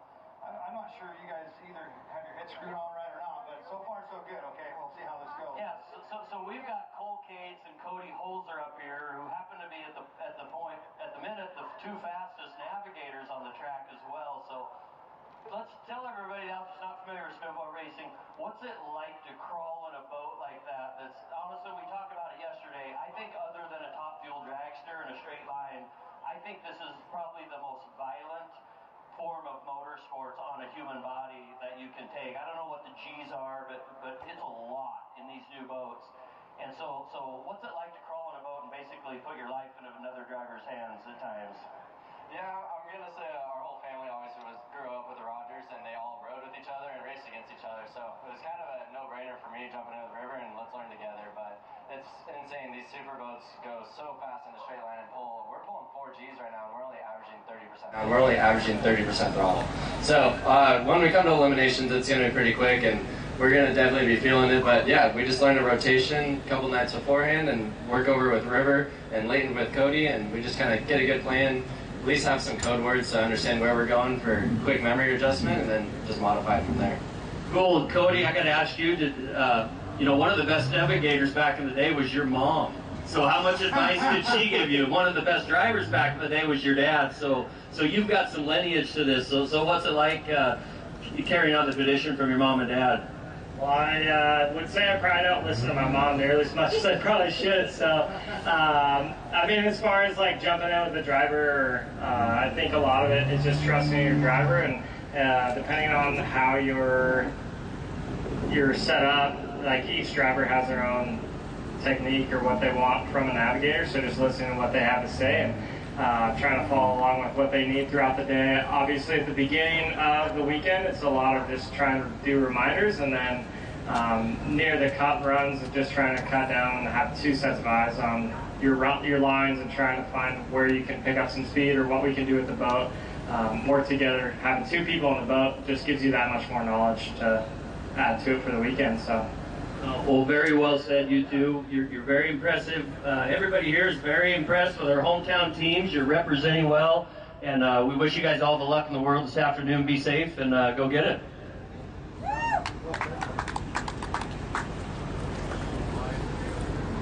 Oh, good talk. And they're about to interview Greg, I think. I'm going to go find out. Okay, I'm going to set. I'm turning this camera off.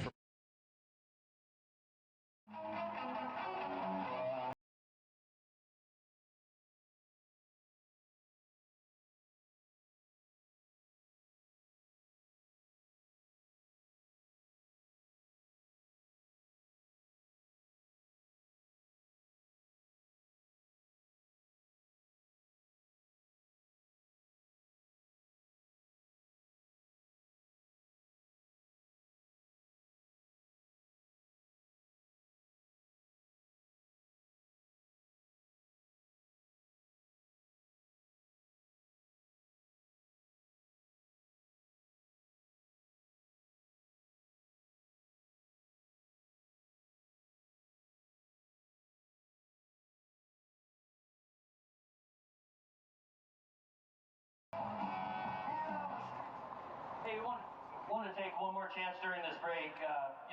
We've got some amazing drivers here and teams, but we have a real special treat with Greg Biffle being here in the house. And for those of you that, I grew up being a huge Greg Biffle fan in NASCAR. Greg's kind of a local NASCAR driver growing up in Vancouver, kind of made his name on the dirt tracks around the Pacific Northwest. And if I remember right, it was Benny Parsons that you got his attention, that told Jack Roush about you, that gave you your break into the Truck Series, onto the Xfinity. But to have a Craftsman Truck Series champion, an Xfinity Series champion, I think you still hold the record for the most wins in a season in truck at 9, if I remember right. And the next year you came back and won the championship with 5 wins, you and Kurt Busch. And then to later go on and win multiple Cup races and have a second place championship overall. So we have one of the greatest legends of NASCAR with us here this weekend in Lewiston, Idaho. But that's not what I want to talk about with Greg, because those stats speak for themselves. it was actually most recently that I think Biff did maybe one of the coolest things he's ever done. And everyone remembers Hurricane Helene that happened here not too long ago. And, you know, we maybe had some folks in charge of FEMA at the time that didn't really know what they were doing. I'll leave it at that. But if everyone watched the news, you'll remember it was a group of civilians that got together with their helicopters and basically saved countless lives, getting needed medical supplies, food, baby formula, diaper, you name it, Starlink. But the person that started that whole effort was Greg Biffle with his R-44 Robinson helicopter. And then by the end, and Greg, there's a lot to tell in a short amount of time, but I know you had close to 80 helicopters working on that operation, but just walk us through what it was like to get that Facebook message that day and get that started. Yeah, it was you know, amazing that I thought I was helping one family, because we didn't know the extent of the damage and what Hurricane Helene had done. And I was working on a little 20-foot skiff boat and was leaving for the Bahamas the next day for about an 8 or 9 day trip, which what I didn't know, I was going to be flying my helicopter for the next 13 days straight.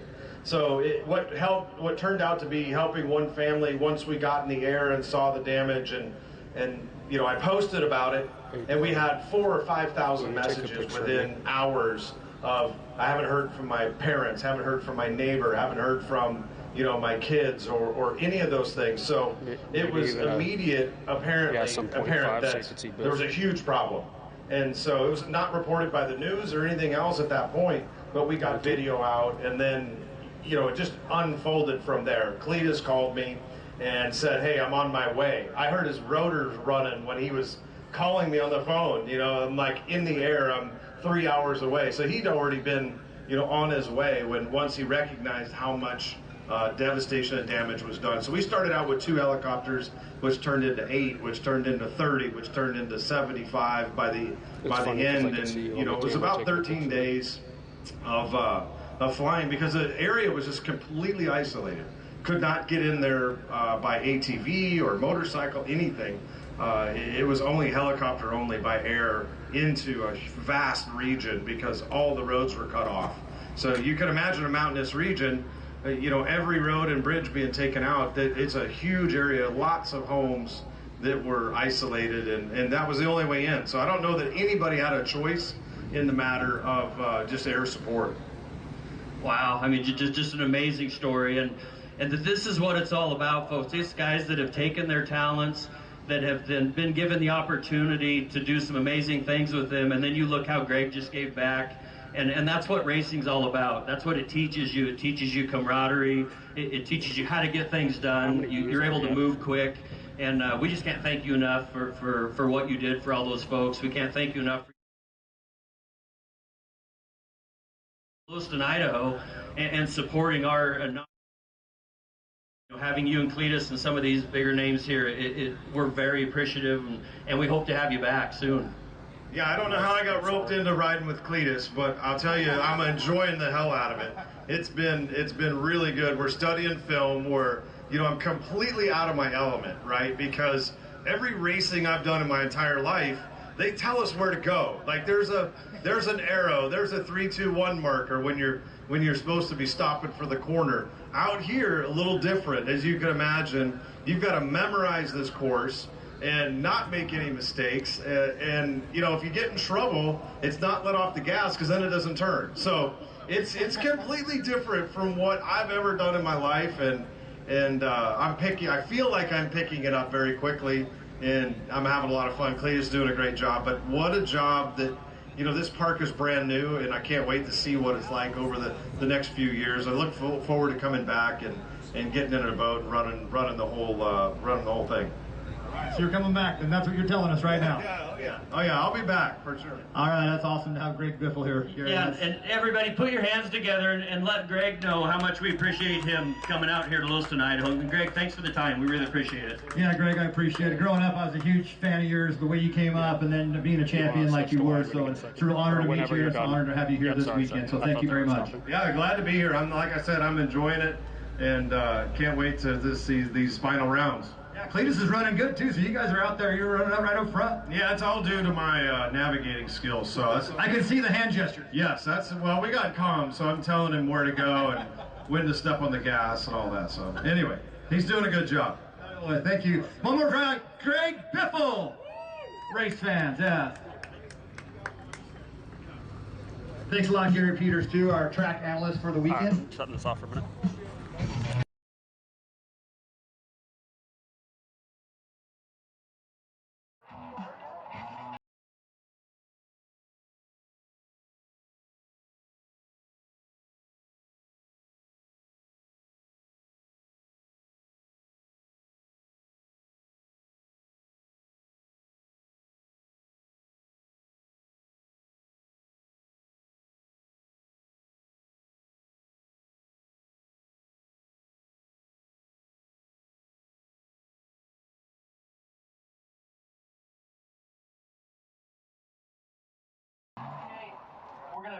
We actually caught up with another one of our world class, or in fact, the next world champion, Rob Coley, all the way here from New Zealand. And Rob actually had a lot to do with getting this track done as well. So, Rob, thank you so much for your interest in Lewiston, Idaho. Thank you for your commitment to the sport and everything you've done. So, what's it like coming over here to America to sneak over and race on one of our first dug tracks?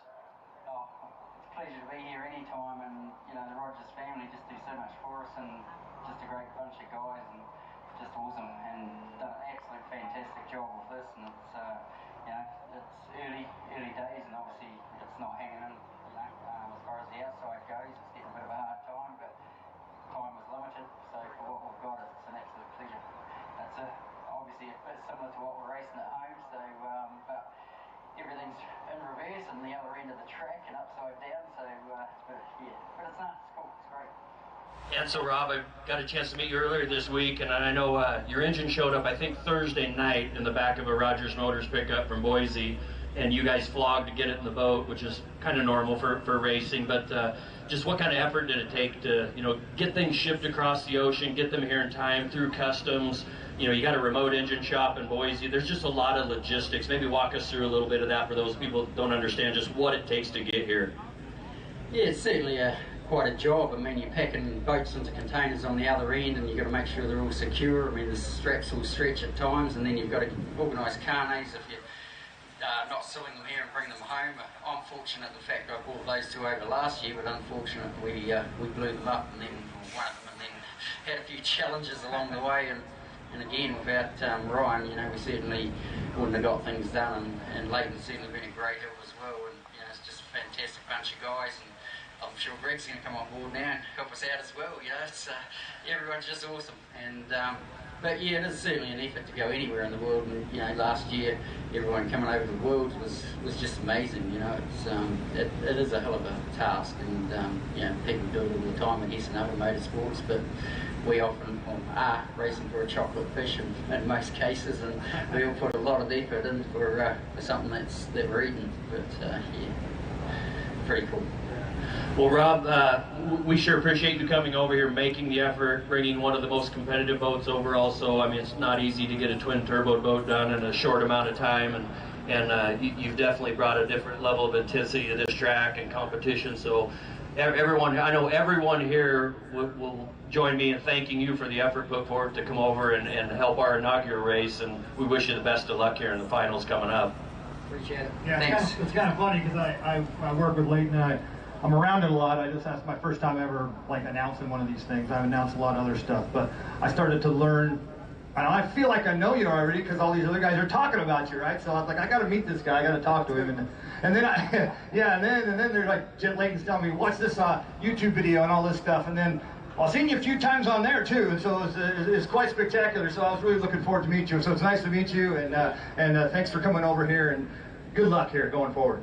Thanks, guys. Certainly appreciate it. And yeah, those video are old days, Mad Dog, and I guess he's settled down a bit and had the wife in the boat for a while, but we unfortunately just had a big accident, so now that she's out, things might change. Bad Dog might come back. All right, everybody, put your hands together for Rob Coley and Poison Ivy. Best of luck here in this.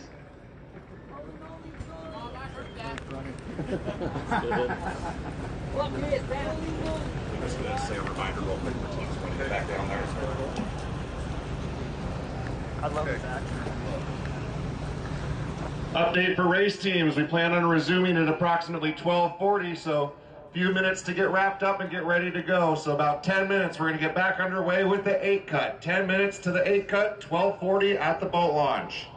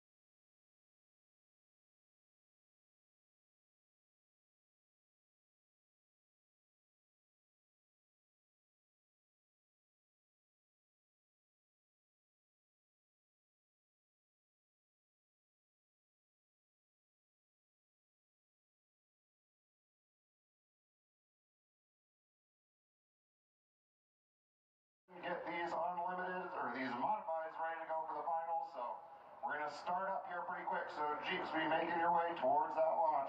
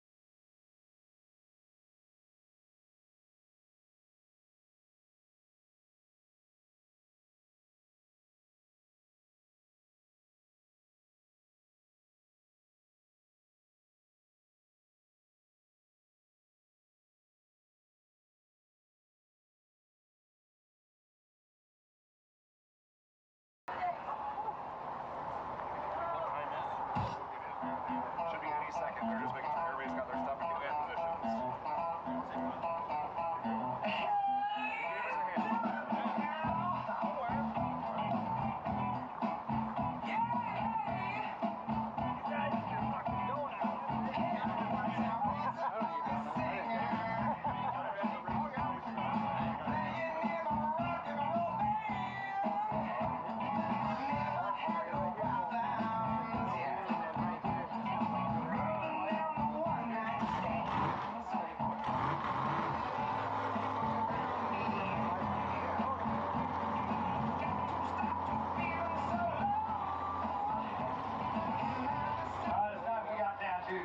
What we call an 8-cut, but this is going to kind of be a 4-cut for 4 boats, and then another 4-cut basically. So yes, we're going to start off with the modifieds, Adam. Absolutely, and so talking about that, you'd say, well, if it's 4 boats, are they automatically going to make it the 4-cut? No, you still got to get that clean run in, though.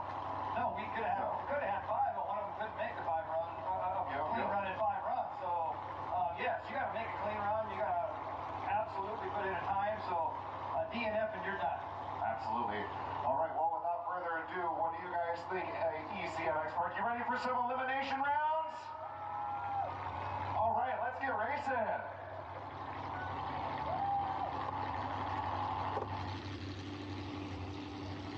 First boat out into the water. Adam, who do we got? We got 199. It's Guano Loco, Sammy McKinney, and Larry Steele. Now, if I'm not mistaken, he was one of the ones that got his only run on his last run to make it in here. So this was quite a relief for him to be in here in this final. All right, green flag is up. And here we go. So elimination rounds are underway here at UC Enterprises Motorsports Park, Lewiston, Idaho.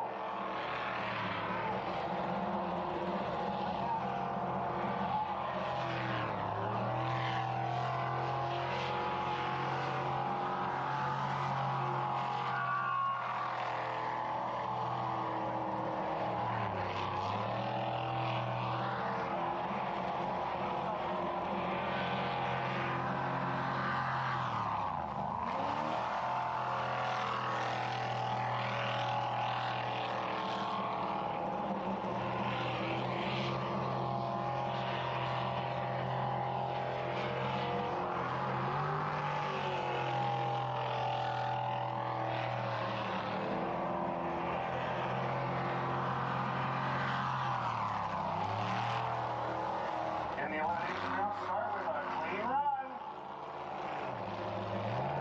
And he had to be a little nervous, you know that. He's looking good. Looks like he's got it figured out now. So 56.108 is the official time on that one, Doug. So they're going to make it into the 4-cut. It's a guarantee. So they live to race another round. Yes, sir.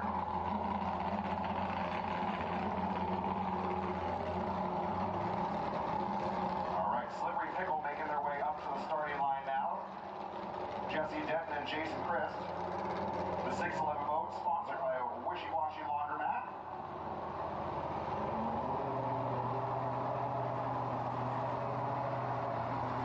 Another boat representing the state of Idaho here. Here they go.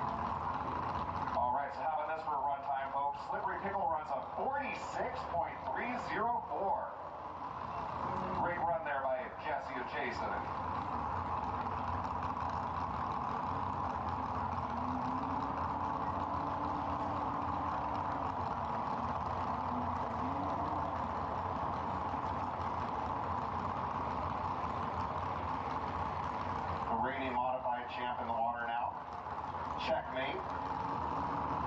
The 55 boat, sponsored by Bank of Top to Mark, Anna Mae Bryan, project manager, and Bill Bryan, assistant project manager.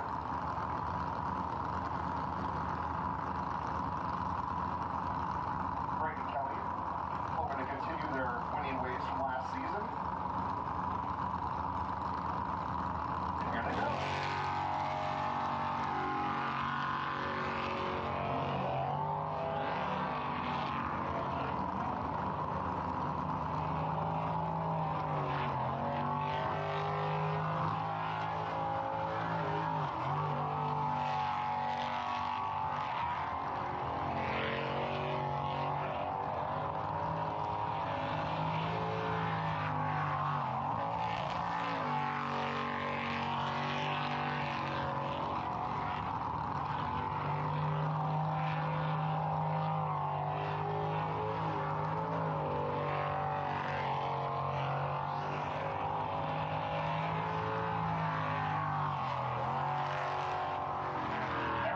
Smooth so far in these elimination rounds. That's another clean run. Yeah, look good too.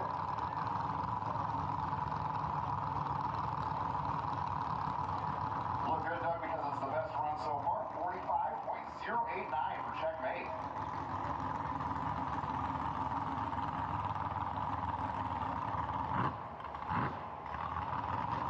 So one boat left here in the modifieds. Jolly Roger. Boat 208, TJ Burrows and Keith Brownsberger.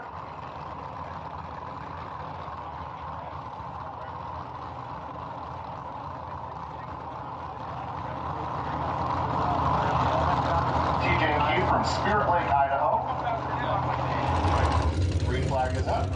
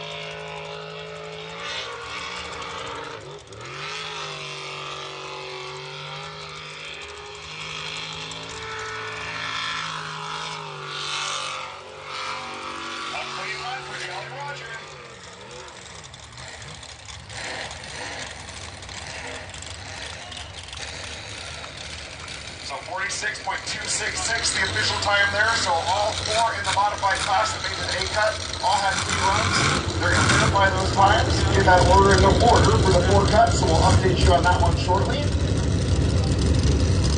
And next up, we're going to move into the 400s.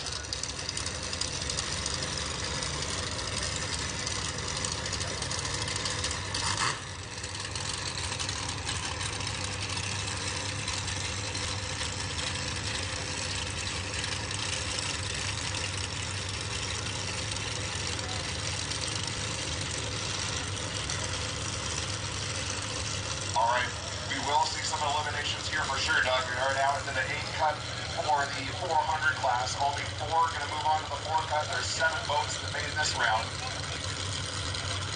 So it's going to be extremely important for these guys to put down a clean run, get in this top 4, so they can move on to the 4 cut. Live wire racer. First wants to take a crack at it.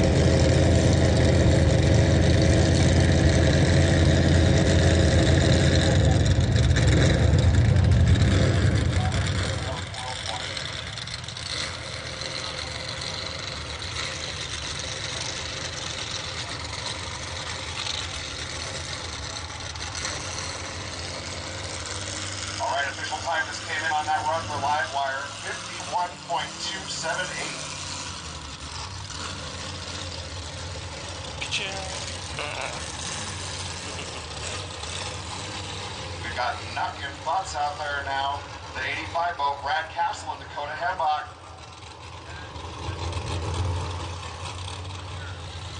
Green flag is raised.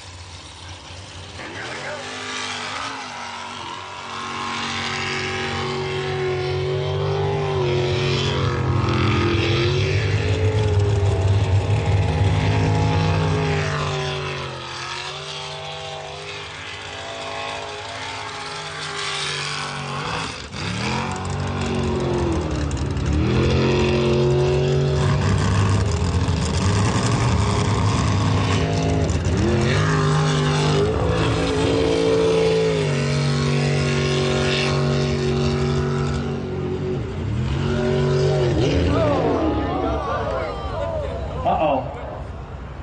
So he's able to stay right side up. He's all right.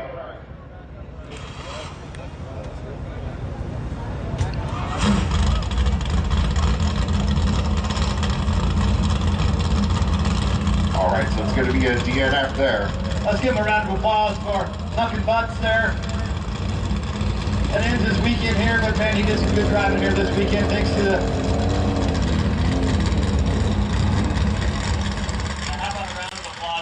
safety personnel to get there in such a hurry. That's our first upside down boat, I believe. Yeah. Luckily landed right side up, so shout out to those guys getting there quick to lend a hand.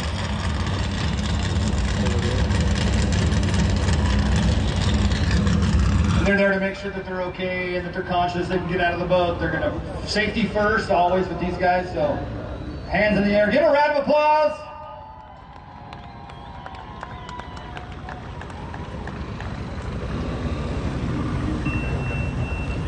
The Island Hoppers to the rescue.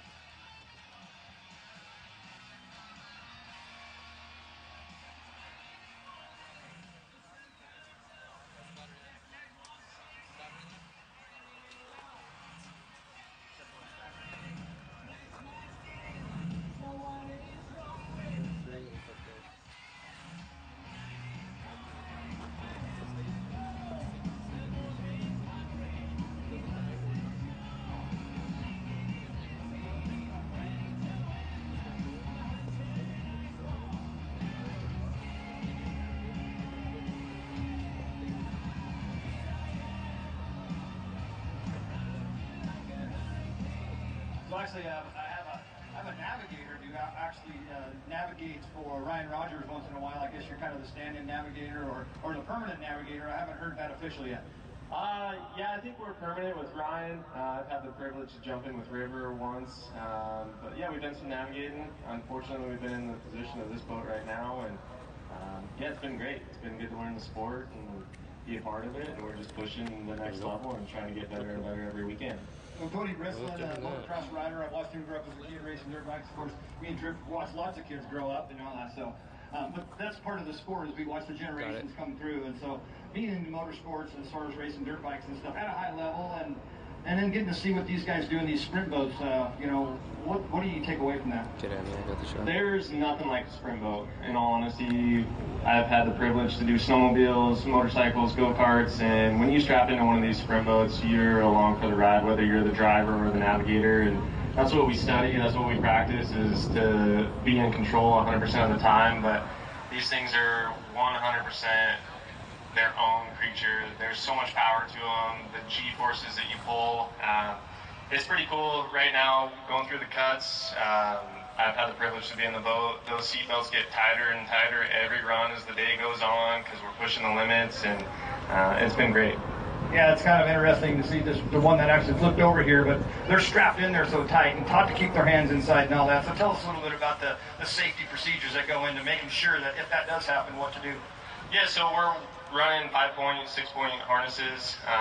Safety crew down on the boat launch is checking that on every boat, every run, whether it's our HONS devices that are connected to our helmets. And we know that we have the best gear when we go out there, and it's only in case something like this happens, we go through tech and they make sure that we can get out of the boat okay on time. And yeah, we hopefully never have to use it, but it's there for precaution. Yeah, you don't want to use it. It's like we don't ever want the EMTs. We want to pay the EMTs just to stay right there. You don't want to use it, but it's nice to have it. Well, thank you very much for being here and supporting these guys, and we look forward to seeing you going on in the future. Dynamic Designs, of course, see Cody Bristlin, and then part of the Pure Insanity team. And Trip, what do you want to say? You know, I wonder what's going through your mind down there in staging in one of these boats. When you're sitting there in your fire suit, it's hot out, you're sitting next to the water, and what's going through your mind? What's the process? That's a great question, and that's where the relationship from the navigator and the driver come into play. You have a driver that could be super calm and you need to rev them up and get them excited, and then you also have other drivers out there that are really antsy and you got to calm them down and say, hey, let's take some deep breaths and make sure that we hit our marks. So it just depends, driver, navigator, and what the role is, and throughout the day it can change. You know, early in the morning the navigation job is to make sure that we hit all of our marks, all the channels. Later in the day, it becomes mental. You know, that's when you talk them through everything, because we already know what we're doing, and it's just double checking, triple checking all of those things, and either doing one of two: calming them down, making them breathe, or getting them excited and getting them revved up so we're ready to go. How cemented is the course in your mind by that point when they change it halfway through the day? You know, thankfully yesterday the whole crew made a good decision on changing the course, and we did it correctly in my opinion. Everybody ran the one rotation early in the morning and ran it through the first time, and then we made the call just from a spectator aspect and then also from a driver navigator aspect to change that couple channels. So thankfully we did it right between the first and second qualifier, so we did it really good. It was really smooth. We really didn't change a whole lot. We just made the track flow a little bit better, and so that was great. But yeah, as the day goes on, I mean, this is 100% cemented in everybody's head, and that can be a good thing, and it can also kind of play games with you. But the teams that are good, you know, they know what they're out here to do, and it shows. Doug, I know everything I need to know now from this point on. Thank you, Trip Rogers, my good buddy and iconic motorsports announcer around here. So he's been around for a long time. So good friend, good to have him here. Cody Bristlin, part of the Pure Insanity team, and good to have you here, Cody. And so we'll be rooting these guys on as they go throughout the day. Absolutely, thank you, and thanks for everybody who's come out. This is when it starts to get exciting. I know it's hot, so thank you everyone who's stuck around and bared the sun. But this is when, from a navigator driver, this is what we look for in a whole weekend is these last runs. This is when the belts get tight, everybody's triple checking everything on the motor, and it's going to get wet and it's going to get wild here in a minute. All right, thanks a lot, Cody Bristlin. It's going to be a lot of fun to watch as this thing goes forward, as these get this last boat here off the course, and we're getting ready back underneath here we're going to get on with our 400s qualifying here, Adam, as we wrap this thing up and keep this thing moving. Absolutely right, guys. So it looks like they got the 85 boat just about back in the water here. We're going to get back underway in just a second. Safety crews just got to give the okay to let us continue. Well, we've got a second. We want to thank you guys. Thank you to Mountain X Industries. You've done an awesome job with your video work today, so thanks for being out here, guys. We've also got Cliff and Roger from Kingpin Events. They've been running our audio, doing a great job, so we want to thank them as well. We also want to thank ECMX Park for putting on such a great event for the community, so thank you so much. And thank you, fans, for coming and joining us. So, how are you liking the elimination so far? All right, well, let's get back to some racing.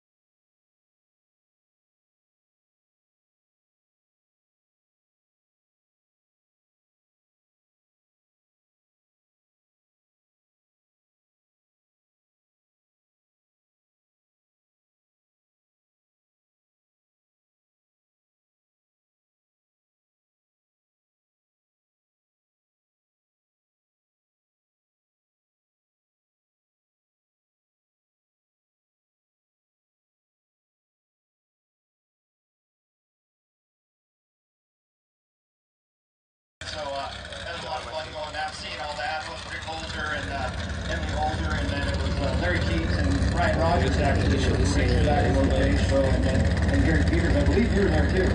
Yeah, so actually Ryan and I raced together the first year. We kind of told that story yesterday, but we'll tell it again for the folks that weren't here.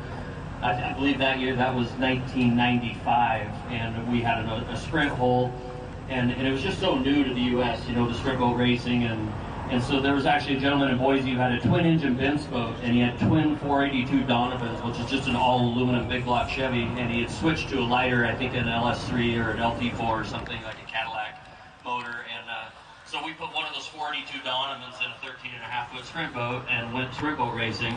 And just to tie it in with your talk you just had with Cody with safety, you know, we had plastic seats out of a go-kart that we ordered out of Jags. And we thought it was a big deal when you got the vinyl covers that went in, and like, you know, the roll bars were made out of aluminum, they weren't chromoly, there was no arm restraints, you know, these seats were just awful.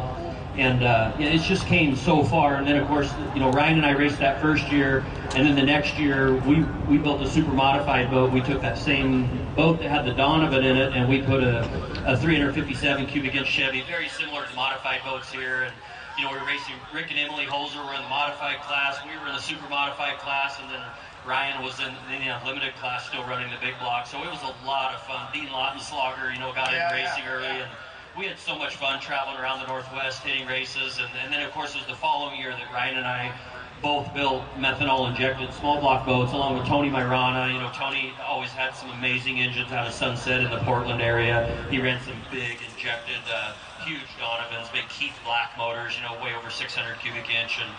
And all the Australians and New Zealanders in that first World Series, you know, everyone had big motors, like 632 cubic inch injected Keith Black motors. And Ryan and I showed up with these two small blocks. And we actually bought our motor out of a newspaper based around sprint car racing in California. It was a takeout of the sprint car. It was a 434 cubic inch road deck, made about 775 horsepower, about 770 foot-pounds of torque. And Ryan actually had Fred Bausch build a 442-inch Dart motor right here in Lewiston, Idaho. No dyno, no nothing, and that's just a testament to how good K&F Automotive was back in the day. Because Ryan, you know, was obviously building well over 800 horsepower. And that was just, it was such a life experience, you know, to race the World Series in. We did 2 races in America, 2 in New Zealand, and 2 in Australia. And so we raced at in Marsing, Idaho, and then at Playfair Park, the old horse track in Spokane. We then boxed up the boats, shipped them to Australia. Then we did 2 races in Australia. And the night race at Perth is something I'll never forget. Ryan and I showed up. We had these 2 small block boats, and a couple of the major boat sponsors, they actually brought in what the version of their NASCAR is, which is touring cars. And they put 2 drivers in boats, Jason Barguana and Greg Murphy, which it'd be like Greg Biffle and Jeff Gordon, you know. And we landed in the Sydney airport. Here's all these signs. We're like, wow, these guys are a big deal. And of course, Ryan and I didn't know any different. And we get to this, the first time we'd ever raced at night. And I'll never forget at the drivers' meeting, Ryan was across and I was there. Larry was actually riding with me. Larry Cates, my brother-in-law.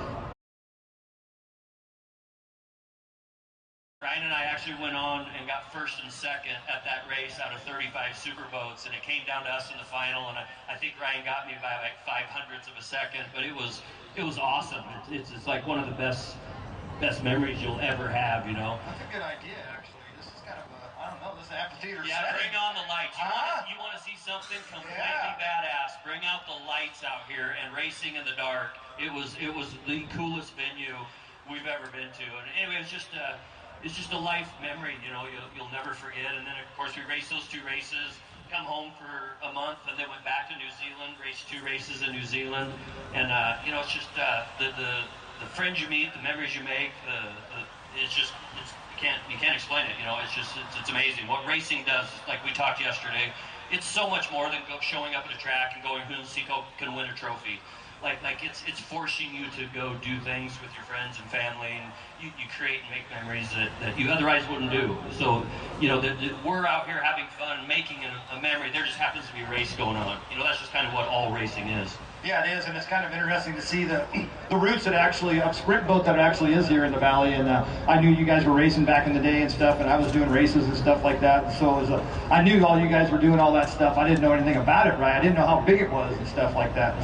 And then to see it kind of fade away, I just kind of noticed it myself. But then kind of seeing it coming back now with these dug tracks, I think that's going to make a big difference. It's massive. You know, we prayed we would have a dug track back in the day. You know, they got the one built in Marsing, and it took off, and then, of course, the Playfair one was kind of a lease deal as part of the World Championship. I think that's turned into a rodeo grounds or an arena now at this point. And that's what I said yesterday. I really hope all these track owners in the Pacific Northwest can really sit down and get on the same page and all have the same goal moving forward. And just work together to build the sport. It's not about any one individual. It's not about their facility or their agenda. It's about growing the sport. So I know we've got some great track owners and that they're really locked into growing the sport. So we need to get them all on the same page. And it's really cool. Lewiston, Idaho is right in the middle of all of it. So and with having the Ryan Rogers based here and what he brings to the sport and the amount of energy and effort and contact he'll put into it, this could really be something. Yeah, and the history that he brings to the sport, and having the ASBR guys here, and they're supporting it. And I got to talk to them a lot this morning, and you know, just kind of got baptized into it, listening to all this stuff, and they love us. They can't wait to come back here. They can't wait to go to Yakima and all these things. And the growth of the sport is real right now. So it's perfect timing to EC Motorsports Park to bring in this sprint boat track, and it's going to be a bright future, I think, for the sport. 100%. Just like we talked yesterday, hats off to Eric. I mean, for taking a leap of faith and having the you-know-what to just come dig a track, and you're back to the build it and hope they will come. Yeah. And I think this is a testament to build it and they will come. Like, you look at the crowd, you look at the racers from across the globe that are here in an inaugural race on a track that was just finished literally days ago. You know, it's gonna get nothing but way better. You know, Eric has a lot of people in his corner, you know, supporting him that want to see this grow. Myself and our company and Monica, Larry, Ryan, I mean, all these businesses. Yeah. You look at you know, Leighton and his support crew, and Gateway Materials, which are Gateway Trailers. We're full on board and helping out any way we can. Yes. Just these amazing businesses that are just pouring, you know, their extra support in this. But it takes Eric, the vehicle, to kind of get it done. So it just takes a ton of teamwork, a ton of coordination, a ton of camaraderie. So I hope Lewiston appreciates the opportunity we have here. If we can just, you know, grow it, and it could be something incredibly special. I mean, this motorsport park up here is there really could be no place like it on earth. Like there's room to expand, and you can do some crazy cool stuff up here. Well, I go all over the place racing, and I have been for 45 years now, but a lot, and I've been around a lot of different motorsports parks, and this is very unique, and it's kind of one of a kind, even for the whole Northwest, actually. So it's very special to have this and have this growth right here. And so, you know, there's going to be a lot of criticism, but we need to find the positives out of this. If you see Eric out there, you know Eric, say thank you. You know, give them a pat on the back. Any of the workers and the track officials and stuff like that, because it takes a lot of people to make these events come off smoothly. It looks so smooth on the outside, maybe it could be chaotic on the inside. As we get the thumbs up, as we get ready to go at them, and it's Gary Peters having here for the analyst this weekend has been it's been a real thrill, because you got a lot of insight on all this stuff. I always say, just don't fact check me and we'll be good. That's fine. Nobody's fact checking. Everything we say is unofficial, except for Adam. It's like okay, thanks. Put it on me. All right.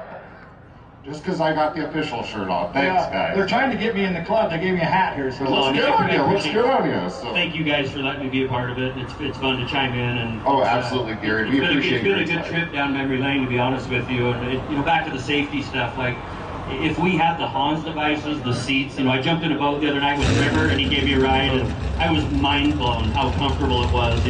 I probably wouldn't have a titanium neck right now if it wasn't for the type of equipment they have. But it's crazy the strides they've made. It's really cool. All right, so you guys heard the engines. We're good to go again. Everything's been ironed out down there on the launch. So we've got Why Not out there on the launch at number 31 boat. Michael Whalen and Sandy Whalen.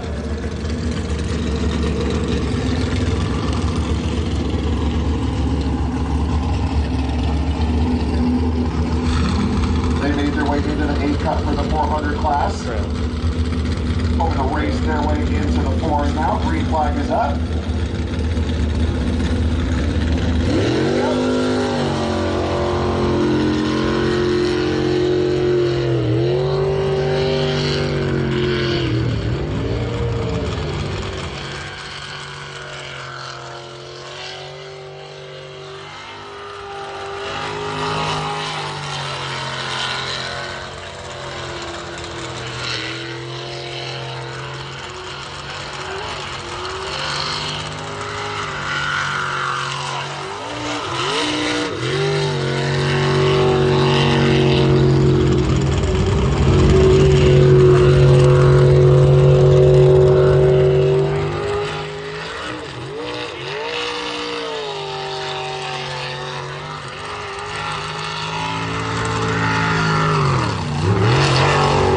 That's going to be a clean run for the Australians in the Why Not boat.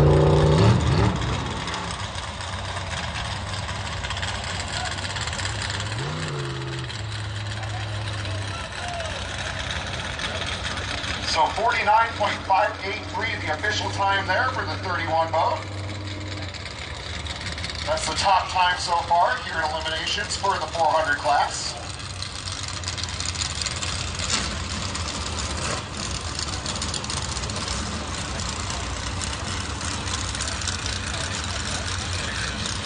Now we've got bad influence out there in the 156 boat, Stephen and Randy Church.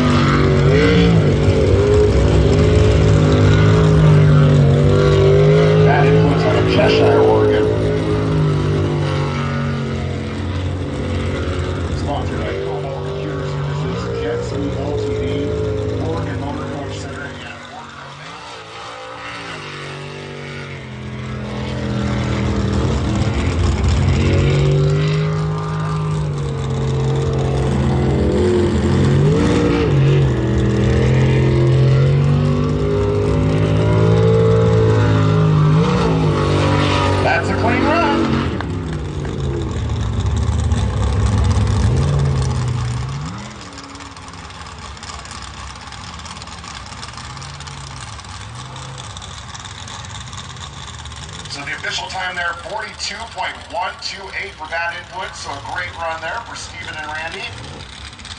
So that's the top time so far here in the 8 cut. A few boats remain in there.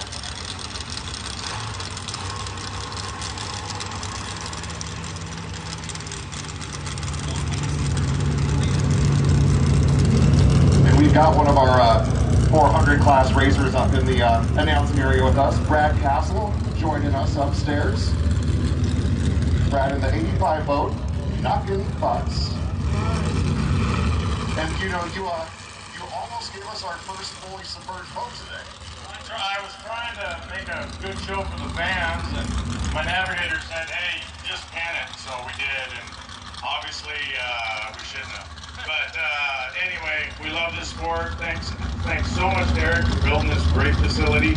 I know there's been some hiccups this weekend. I talked to him on Thursday, and I said, it's expected the first race. And I know everyone just loves this place, and it's going to be awesome.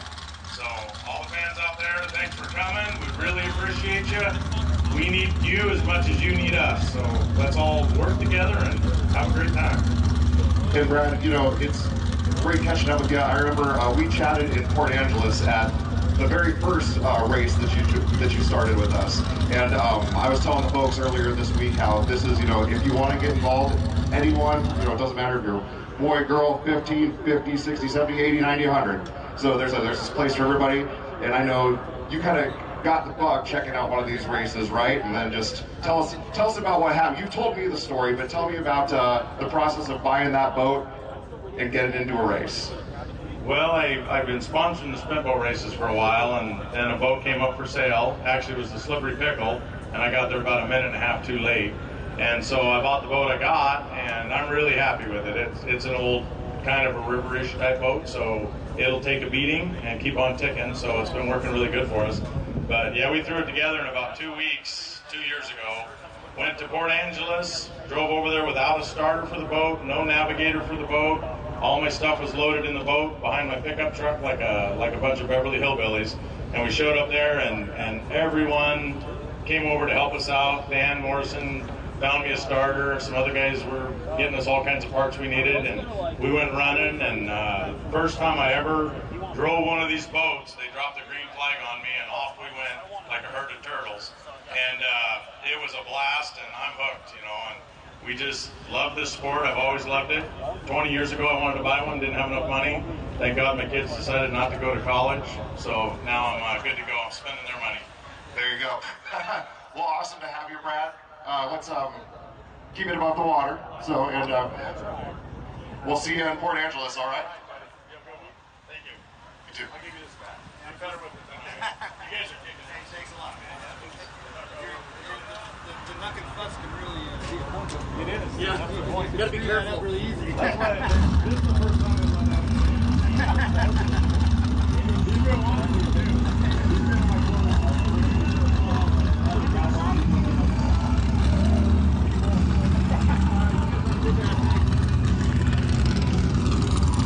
All right, so that was Brad Castle that was joining us a minute ago. He was that fellow that you saw start to roll that boat earlier, so. He's okay. He's got good safety gear. He's just completely fine. Him and his wife come up here. That's cool. Yep. So, well, they're good people. They're good people. Nice to get to know them over the years. All right, well, we know who this is, guys. It's Cletus McFarland and Greg Biffle, 1776. Do it for Dale. Do it for Dale.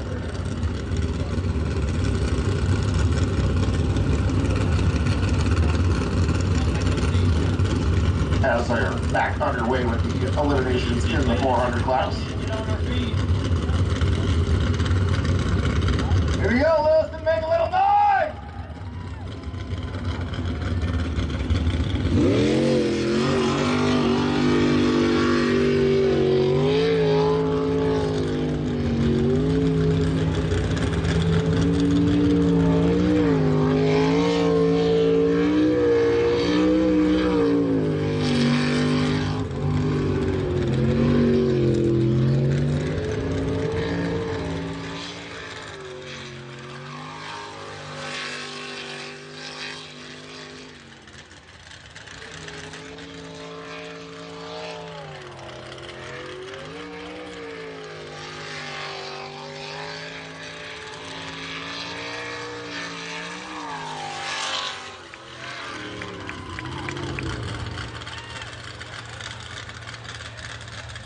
That's going to be a clean run.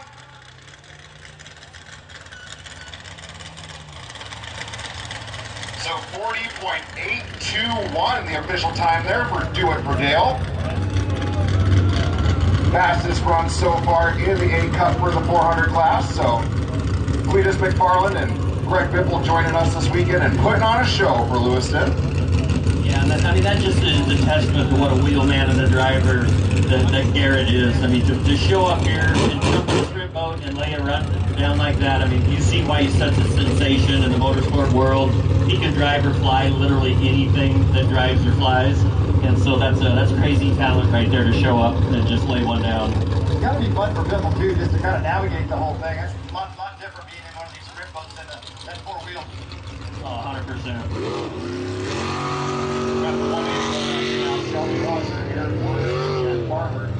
Yeah, so let's see, last run 180 ended up on the bank. We don't know if that was a mistake or pushed it too hard, so let's see if they can come back and hold that position. I know Phoenix needs something hard to push for. Let's see what they can do here.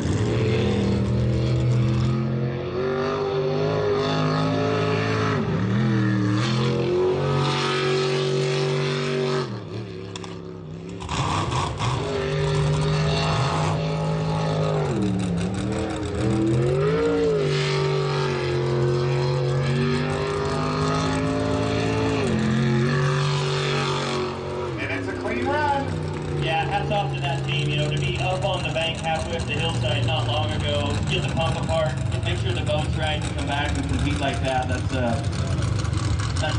a lot of effort. That's a testament to their team, and they put in a 41.413. So. Yes, sir. 41.413, the official time there for Jolly Rogers. So looks like we'll see them in the 4 cut.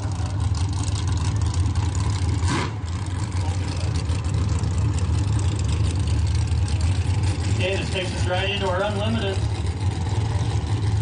Got Wicked racing out here first for the Unlimiteds in the 8 cut.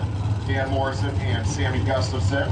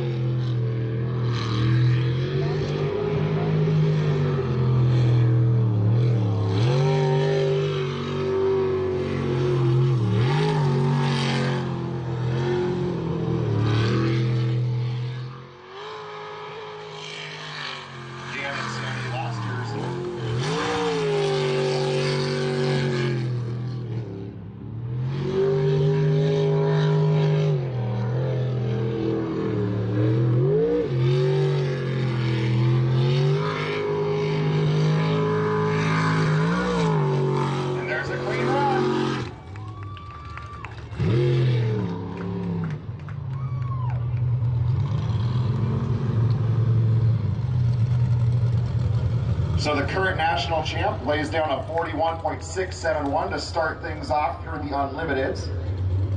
Nice run there by Wicked Racing.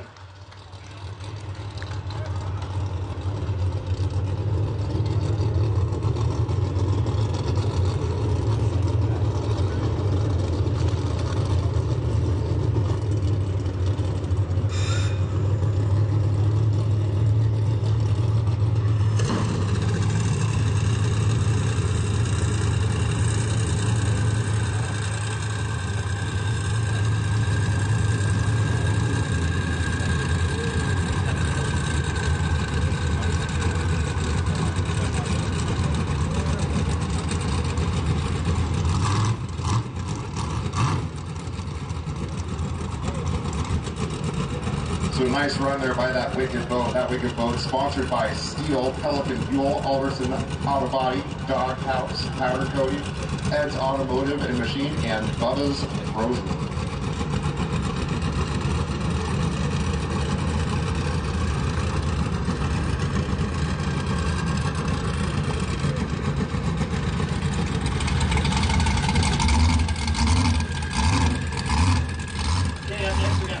From New Zealand, so we're going to get a quick contrast here of a 482-inch small block Chevy injected with a 384 cubic inch twin turbo Chevy. So let's use the turbo to lay one down like can actually ask for a small block.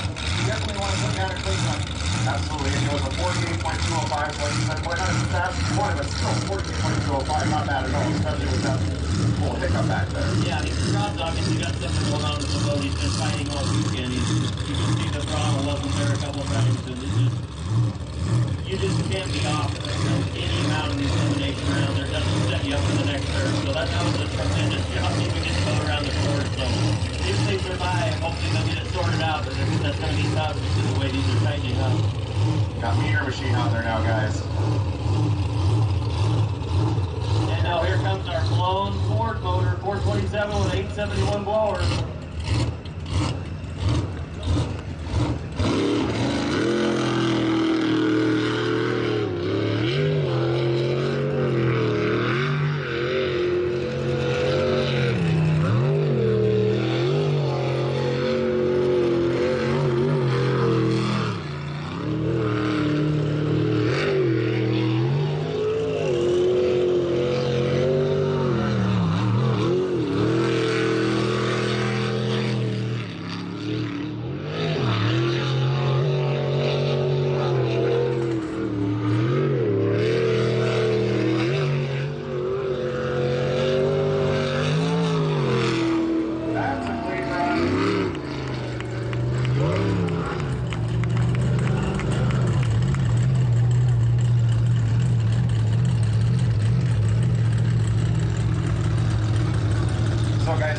They broke that 40-second mark on that one. 39.233. What a run there by Meter Machine, the 43 boat out of New Zealand. Yeah, I think, how about it? F-O-R-D! How many Ford fans do we have in the house? No problem.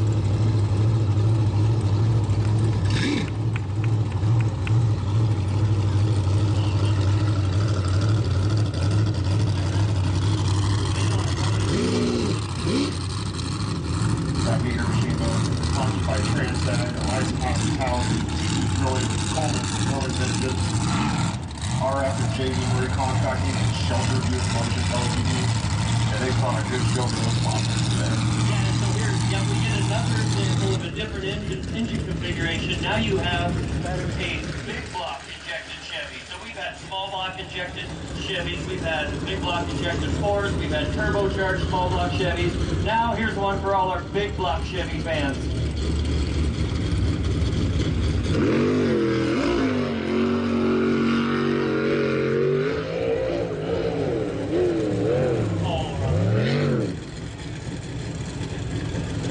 And unfortunately, that's what elimination rounds can do to you. You put so much pressure on yourself, you have the rotation, and unfortunately there's just no room for mistakes. But everybody put their hands together for the 33. That's bootlegger, ladies and gentlemen, Ron Gallagher and Travis Callahan. That's a good example of why you need to get the clean run in at least sometime, and 48 is going to be better than no time. So, yeah, unfortunately, the biggest fan of that, not for the right reasons, will be Rob Hawley, because it's just a mistake to put you in. So that's why it was so important to get that clean run in. I mean, all it takes is one or two of those, and you might find yourself in the next round. Live to fight another day.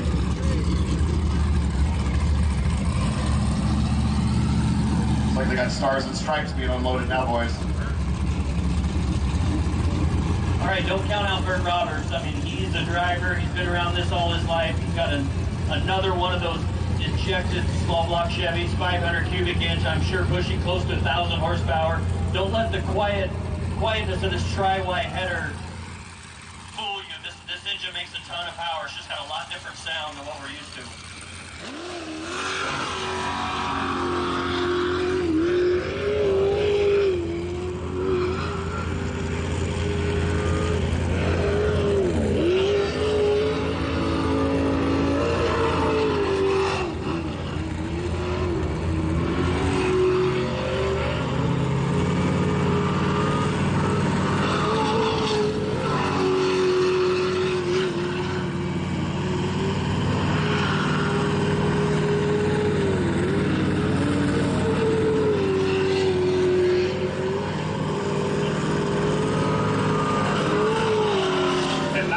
For the clean run there for the 96 boat, Stars and Stripes.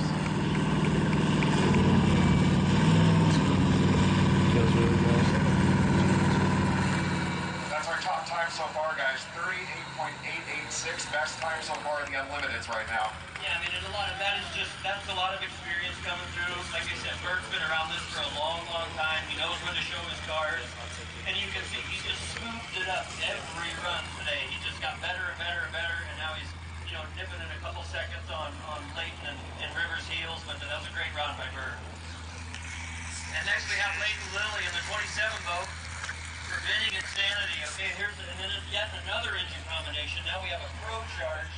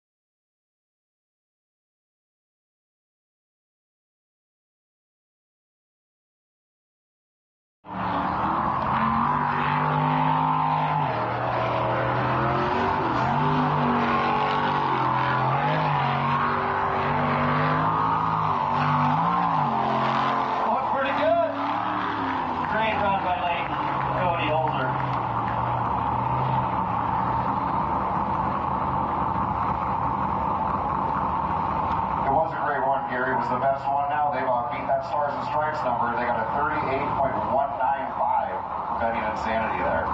Yeah, there again, I mean, it's a testament to Leighton as a racer. I mean, he knows when to go. He knows how hard to push it. It seems like he's always in control of his machine. He knows when to go, and you can hear it where we're standing. Like, that boat has a different crack to it than it had yesterday, this morning. They're obviously dialing in more power, whatever the track will take. So we'll see if he's got anything, and we'll see how River and Cole can do here. Yeah, you can definitely hear he's stepping it up. He's got a couple more runs to step it up a little bit more, but River Rogers in the 285, pure insanity. So far has been a fast guy. Got him.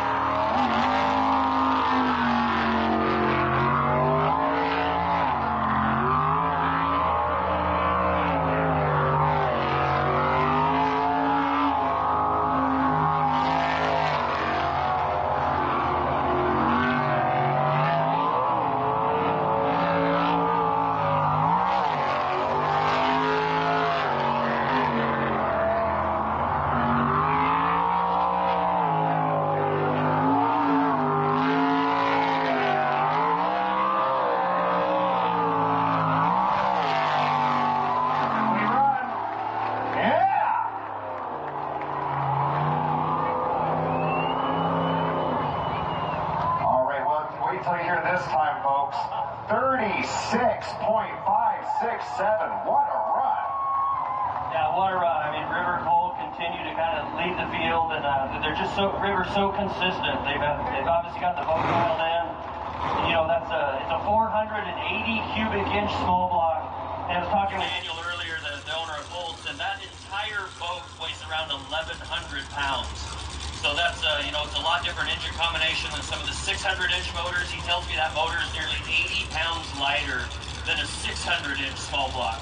So he's giving up 20 cubic inches, probably giving up around 100 horsepower. You know, that's a real consistent, probably 900 horsepower motor making over 800 foot-pounds of torque, but the boat is 1,100 pounds, so nearly a 1-to-1 ratio for horsepower per weight, which in any motorsport, aviation, anything, it's just unheard of to get to 1-to-1. Yeah, it's really impressive. I mean, it really looks like that boat just really sticks to the water, and I think, yeah, that's just, and it's gotten better throughout the weekend. That's one of the things that I've noticed. I mean, I don't even think it cavitated on that last thing. Yeah, I mean, and hats off. I mean, the first time River drove that boat, I think, was Wednesday, you know, and gave it a rip on the river. And so to use this experience that he gained from the 400 class last year and then go race the LS series, but then to jump into things that much faster, it's a lot. It's a quick learning curve, but he and Cole have definitely taken a hold of it, and so far they're the class in the field. They're dialed in, so we'll see it late, and these guys have something for them at the end of the day. All right, guys, now we're rolling into the 4 cut, so the field is dwindling down. Mono Loco, see if we can get into the finals here.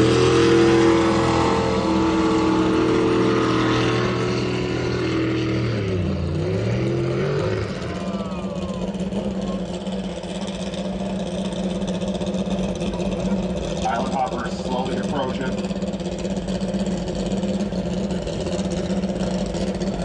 Mono Loco, see if they can get back up and rolling.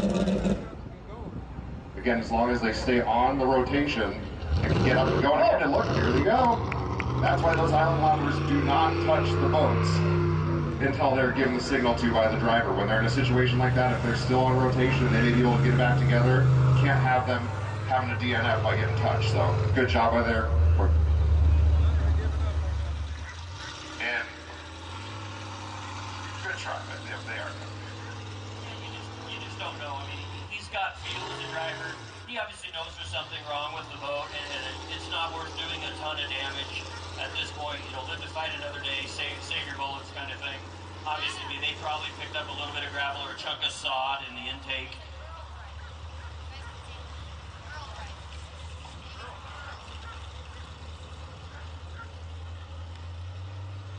So the end of the weekend for Mono Loco, but Sammy, she did a good job there. Sammy and Larry, the 199 boat.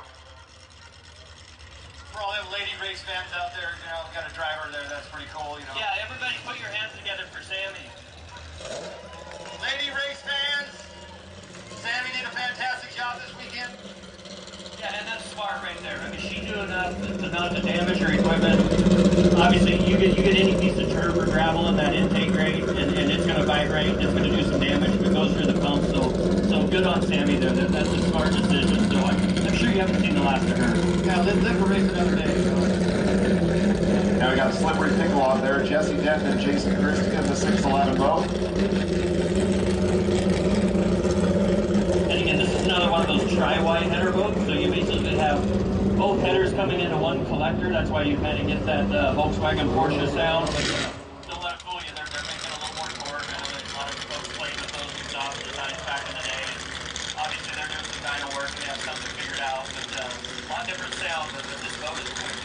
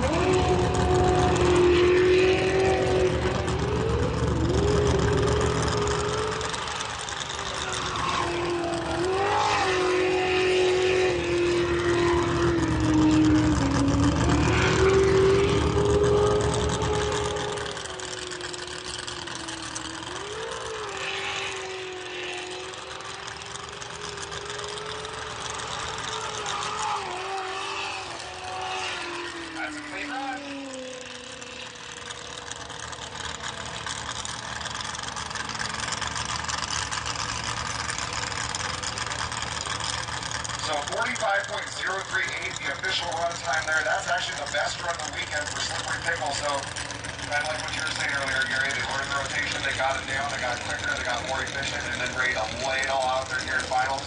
And they very well could find themselves into the top two.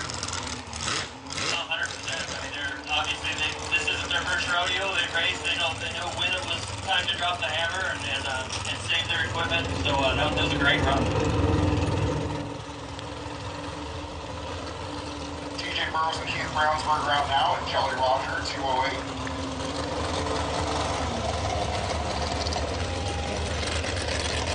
They've had good runs all weekend too, and they turned in a real fast time yesterday.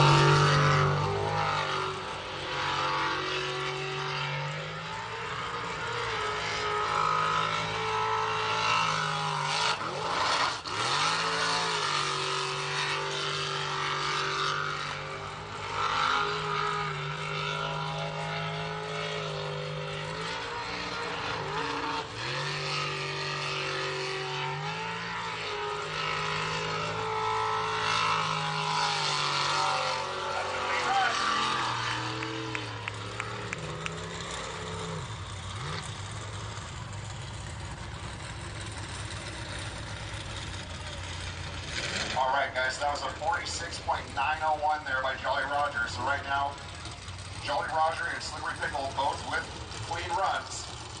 Checkmate's time to beat is going to be the 46.901 if they want to make it into the final round. Yeah, so we'll see. You know that they obviously put some different blades in. They're turning more RPM. They either put a bigger nozzle. They did have the two bobbles there, the hard right and left-hander coming down the stretch. So we'll see if those two little bobbles are enough to get him in, or if Checkmate's going to lay one down and knock him out. So this is going to be close. It doesn't look like that much when you're on the track, but it looks a lot on the stopwatch. I'll tell you that right now. Yeah, I mean, they obviously went for some straightaway speed. You could tell the RPM was definitely up from this morning, so different blades. So we'll see 55. You can get through those, that last right-hander and last left-hander in front of us. If you can get through those, that seems to be the place with these modified boats. That kind of makes it very good.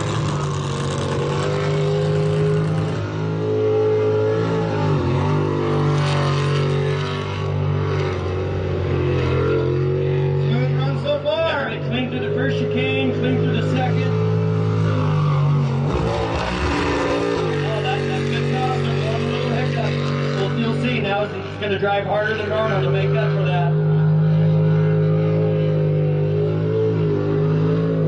Super clean on the hard right.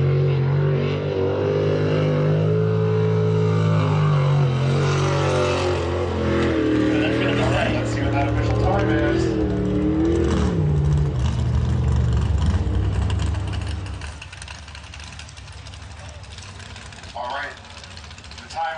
Checkmate Racing a 45.402. They did it, man. He pulled it off with that bobble. So, I mean, that took a lot of wit to come back and finish hard and not make a mistake. So, hey, you made that last turn out. It gets a lot of people. They made it smooth, and I think that probably saved the time. Great recovery. Good run. Way to move on.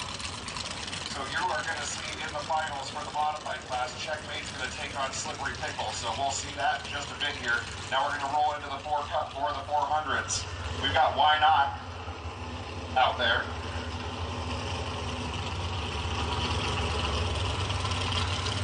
Now's when it gets a little bit more intense, Lewiston. 4 boats going to 2 now. Now you got to be the top.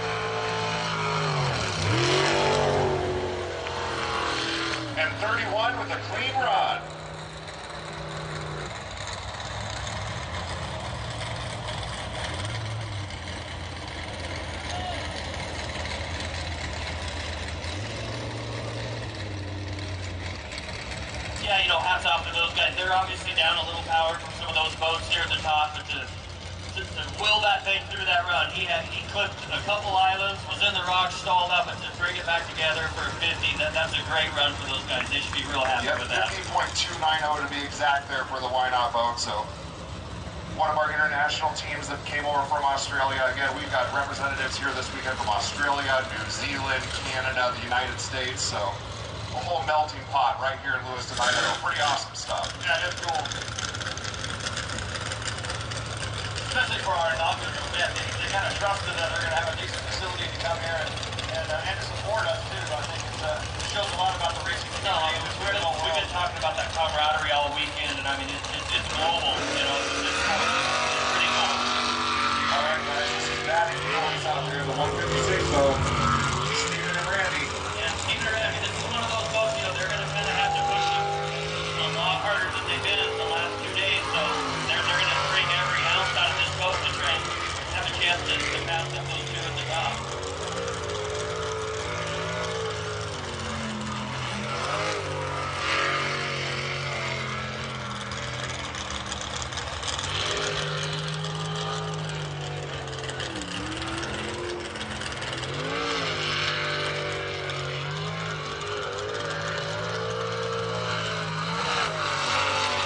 That's going to be a clean run. Yeah, great job.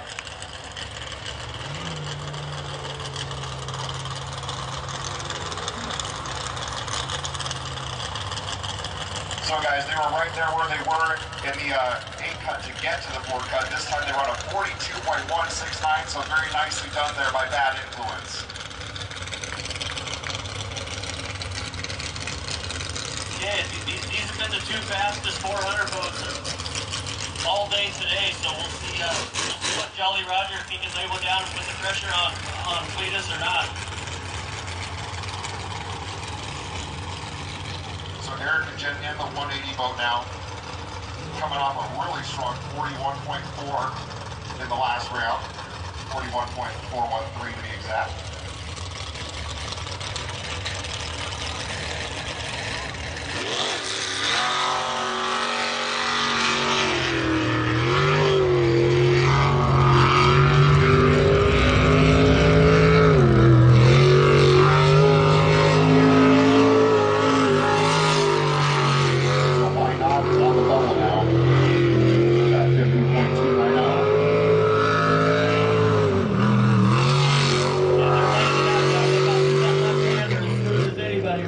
Comes down to a final hard right.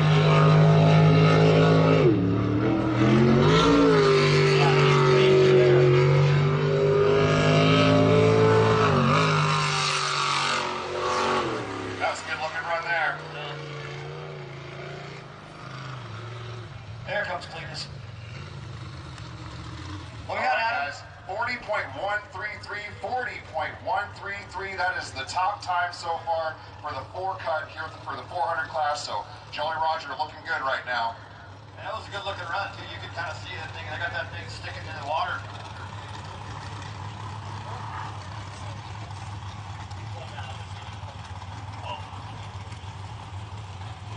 All right, so 1 boat left. They're on the 5-minute clock though, and that's Cletus and Greg. They just had a few finishing touches to do before they get ready for go to this run, because this is taking them into the 2 cut, so they want to make sure that they're looking good here. So. Oh, absolutely. Well, and now you kind of see that reverse strategy playing out. You know, Cletus is last, but 180 just really gave him something to think about. He beat their last run. So now what's in your mind? You know, are you going to push it? Are you going to be conservative, play for second, and go for the final? So there's a lot of strategy going on in his mind right now. Yeah, do you want to go first out of the 2? Or do you want to go second out of the 2? I would say you want to go second.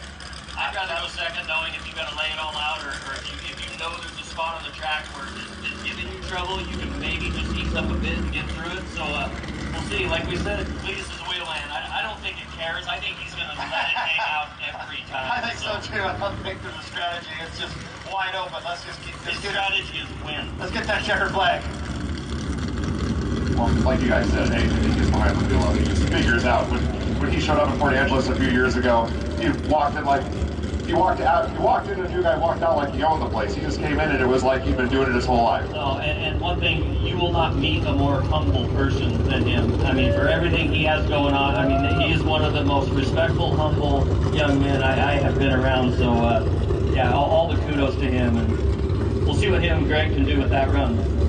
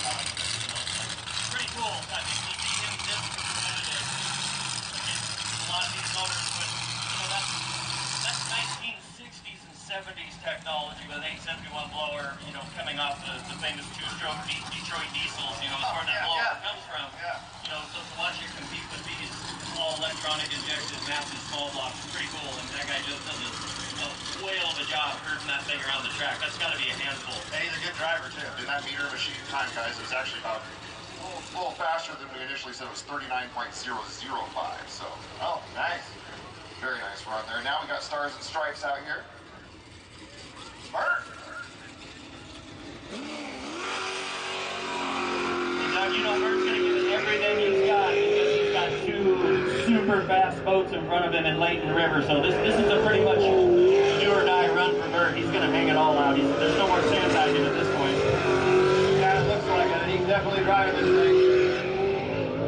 Can't hold back now. Checkers or wreckers, so they say.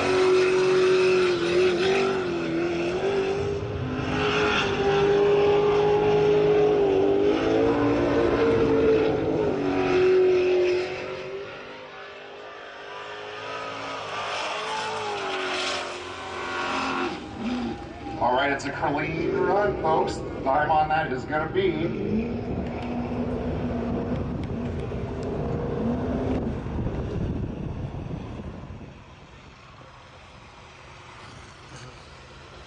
all right, guys. It was 38.746 for Stars and Stripes. Okay, so Bert picked up a 10th there, so we got a 38.74 to beat here. So now we'll see what Preventing and Pure have in store. So Preventing Insanity and Pure Insanity, the last two to go. As this getting tight. You were talking about that earlier, Gary. It's like as this gets closer down to the 4 or the 2, it's going to really, like, Bert hanging it out. That was a good run. yeah, it's you know, if Leighton runs the same run he ran last time, he'll squeak by Bert. But you know, you're talking less than a second now. You're talking 4 to 6 tenths, and it's just not. You can't gamble and make it that tight. So you pretty much got to bring everything you have at this point. I mean, it's just too tight. There's not enough of a gap to play it safe. Focus, intensity, and concentration, and it's just going to be.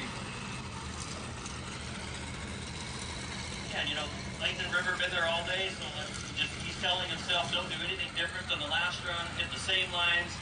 You know, get through both of those chicanes the same, catch the waves the same, get around the hard right, get around the hard left, and just clean. You know, don't reinvent anything at this point. Just do exactly what you did last round. But I know Leighton a little bit, well, quite a bit. I know he's thinking he's got 2 more notches to go, right? I can click it up one, and then I can click it up another. So let's see this one. The number 27, Leighton Lilly in the Pure Insanity, Preventing Insanity racing team. There's a lot of insanity in this class. It's hard to keep it straight.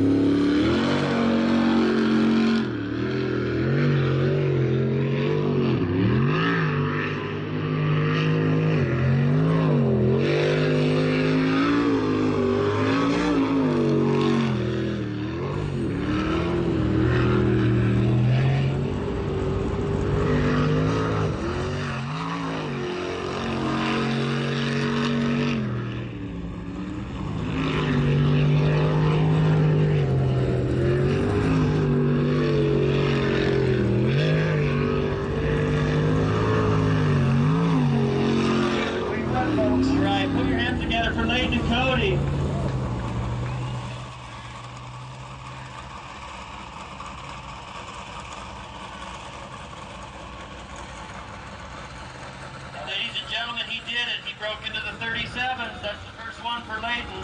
37.746. He's got one more 9, so he's going to go for 36. So here we go. So now, now Rivers just got to do what he's done all day long. He's been about a second on these guys, so he just has to tell himself no mistakes. But you watch that run by Leighton. I mean, he took his time. He got the water later. He let the course calm down. The same thing as River. Like these guys they're showing their experience right now in this final round. That's the money round now.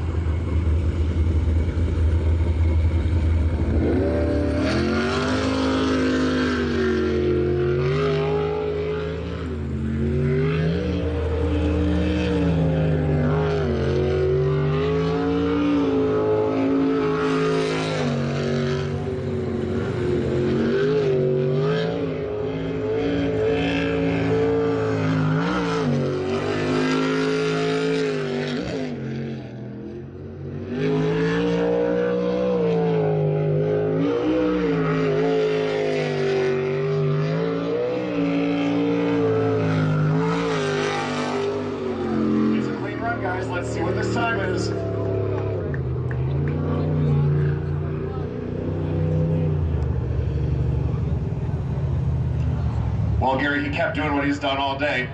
It's a 36.287 for Pure Insanity. Yeah, everybody put your hands together for River and Cole.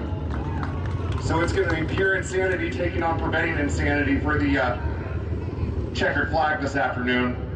Yeah, and I mean, just hats off to both those race teams. You know, they to be honest, they've been kind of in the class of the field. To stay there when everybody's gunning for you, it's tough.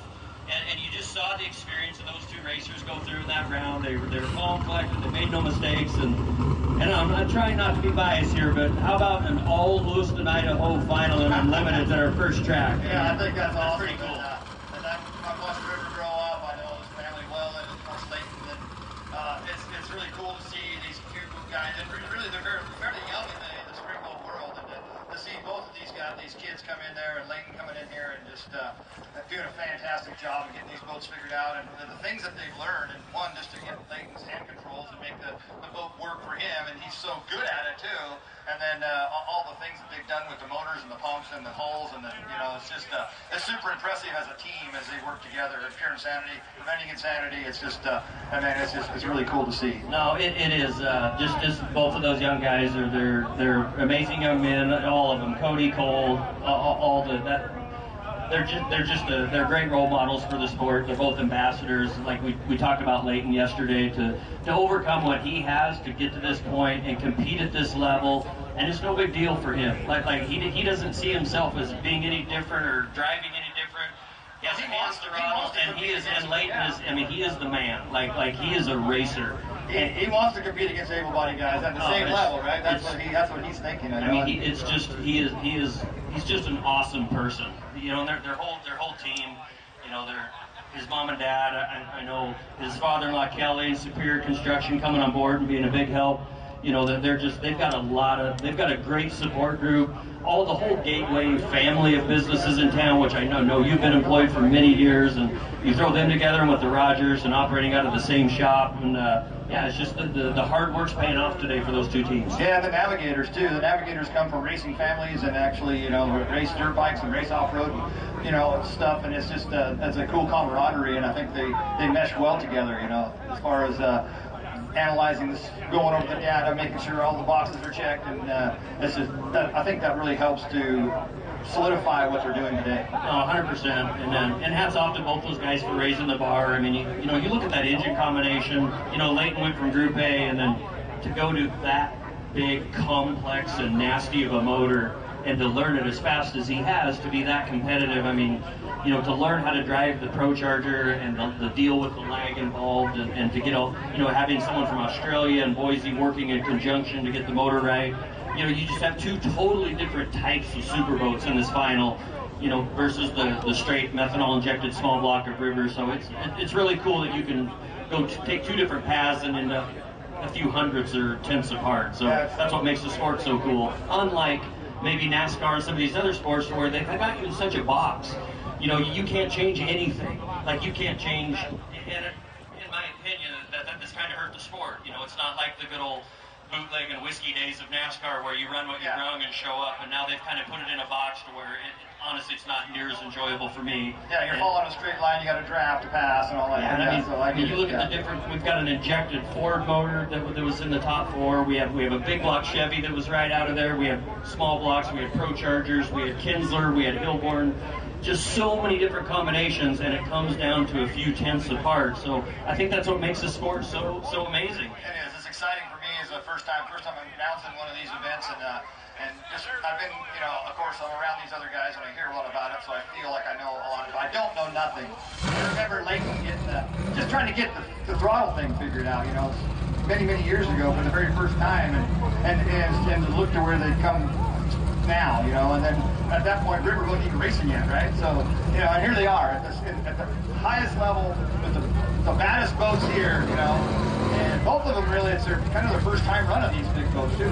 No, it really is. And all these racers and all the classes, I mean, they put on a real treat for it this weekend. It did take so much effort to even get here to start. And the other thing, we got to remember these elimination rounds, we've been used to having an hour or two between runs. Now you're talking 15 minutes, so the pressure's on these crews. Did you get it fueled correctly? Did you check the driveline? Did you check the pump? Did you check the grate? Did you make sure everything's clear? So pressure's on everyone, not just the drivers at this point. It's everybody in the pits they can't make a mistake either. It's almost like a pit stop in NASCAR at this point with everything you have to check on a boat. So now's when the team plays a lot bigger role because of the time constraint. There's not time to probably plug in and download and change it.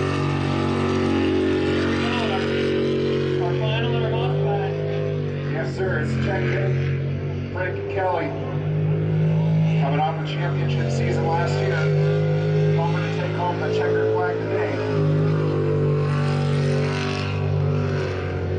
It's going to be Checkmate taking on Slippery Pickle.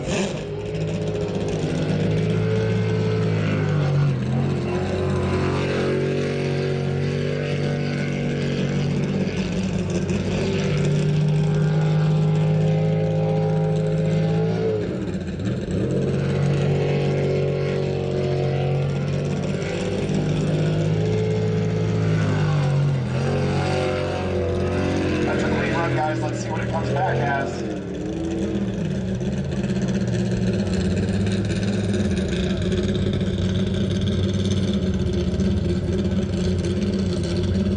All right, 45.219 for Checkmate. Okay, so they did it even with that bobble there on the right-hander. You know, they improved their time. So 45.21. Last round you had the Slippery Pickle with a 45.03. So if the Slippery Pickle can make the exact same run it did last round, they'll have it by 2/10 of a second. Like we were talking earlier, that's not enough to gamble with, dude. You're flat out at this point. In my brief time being involved in this sport area, I've seen races decided by 1,000 of a second. I mean, it's just, that's what makes it one of the greatest sports. I mean, it comes down to one little tiny mistake. All right, well, let's see if Slippery Pickle can avoid any of those tiny mistakes here. See if they can dethrone Checkmate, at least for today.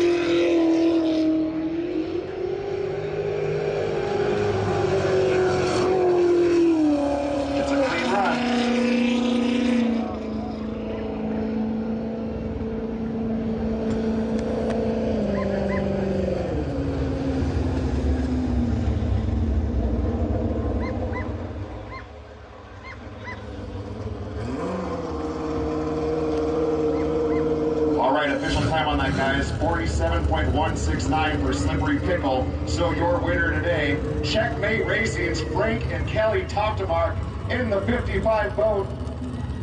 They'll take the first ever victory lap here in Lewiston.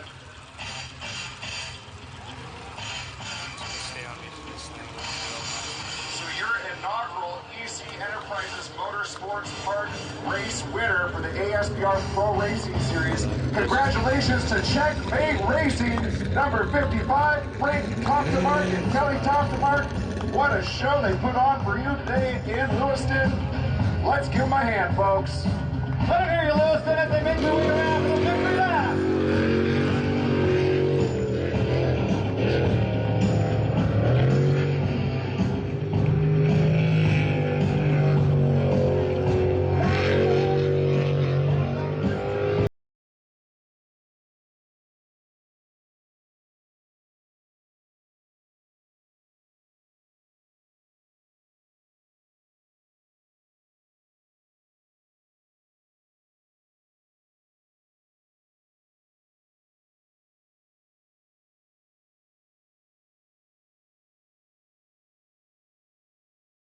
In the modified class, start off this season with a win as well. Checkmate Racing, a great run to start off the 2025 season.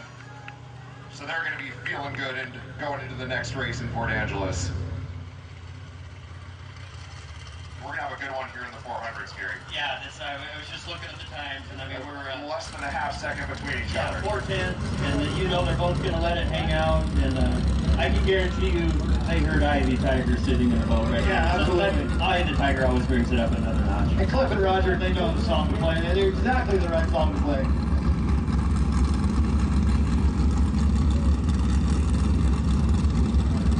now you see now that advantage has flopped back again to where Cletus goes first, and they get to see what he runs down to know if they can pedal it all or if it's like you said. I like it. I like to see that. These guys are kind of going back and forth. No, these two have been fun to watch all day, so this is going to be a tight race. You couldn't write it up better than how these are wrapping up here this weekend. For our first race, what we've got last year's champion in defending their title in their class to start off the season, Frankie Kelly. Now you've got, Greg Biffle coming up from NASCAR to ride alongside Cletus McFarland. And they're competing to be the champions here in the 400 class against Jolly Roger, who they've been around in this world for a long time. So you've got a couple of guys from totally different walks of life that jump behind the boat to take on some of the best in the 400 class. So let's see how this one wraps up. This is going to be a good one, guys. All right, Lewiston, let Cletus and Greg know how much you appreciate them.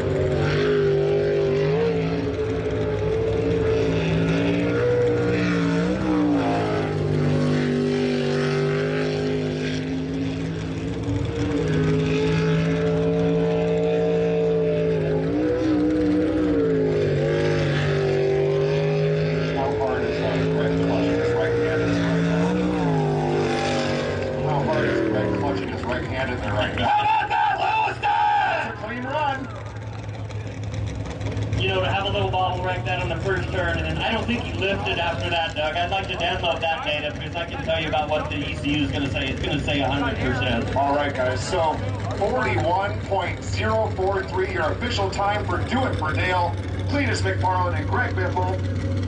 What a show for the 1776A boat this weekend in Lewiston. Yeah, 41.04. Obviously, they had a little trouble there in that first, which cost them some time, but there's not enough to gamble. I mean, if you're Jolly Roger here, you can't sleep on that. You have to just go run the run of your life. That's where they've been going back and forth right in that 41 range, actually. Yeah, it comes down to this. It's clean and do the same run before you win, make one mistake, and then it's up in the air. Yeah, but it is funny. I was thinking the same thing. He's not even letting off throttle. No, I don't think Cletus lifted after that.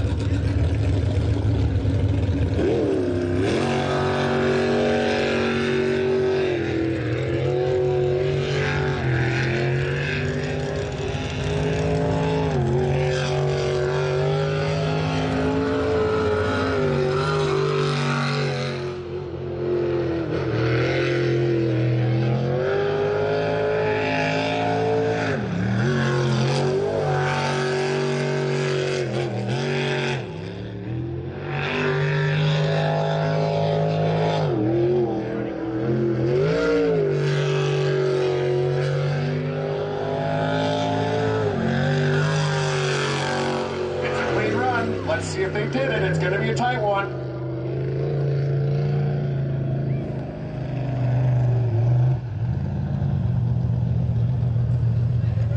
Whoa, well, folks, Jolly Roger Racing, how about this? They are your winner. 39.686, the 180 vote. Jolly Rogers, Eric Werner, and Jen Farmer, your winners for today in the 400 class. Congratulations to the Jolly Roger crew. Yeah, they look good. I thought that was a good clean run. They didn't miss a beat. They hit all their marks, and then they hit a first 39 for them, I think, today. They did, yeah, and obviously they're experienced racers. Don't know them personally, but you can tell they just went out there. They knew they had a little bit of room. You can see they opened up their lines on the right and left-hander at the end, and it actually sped them up.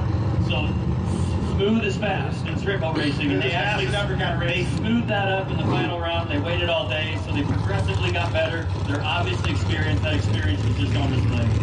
Yeah, very, very impressive for the Jolly Rogers team. All right, so the Jolly Rogers are going to take their victory lap here. So, ladies and gentlemen, how about a big round of applause for your 400 class winners today? Eric Werner, Jen Farmer, number 180, Jolly Roger.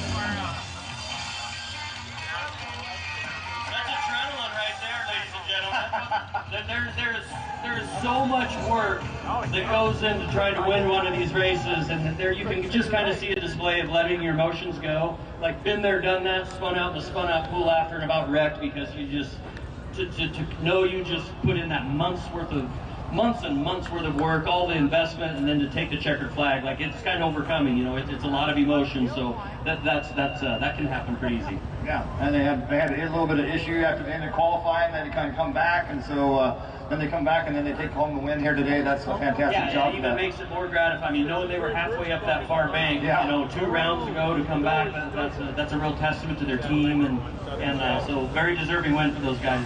Hats off. Yeah. As I was kind of learning something about this, I've seen them a lot. There's a lot of Jolly Roger stuff on the YouTube stuff, so they're definitely veterans in this race world. Yeah, well, it definitely showed today.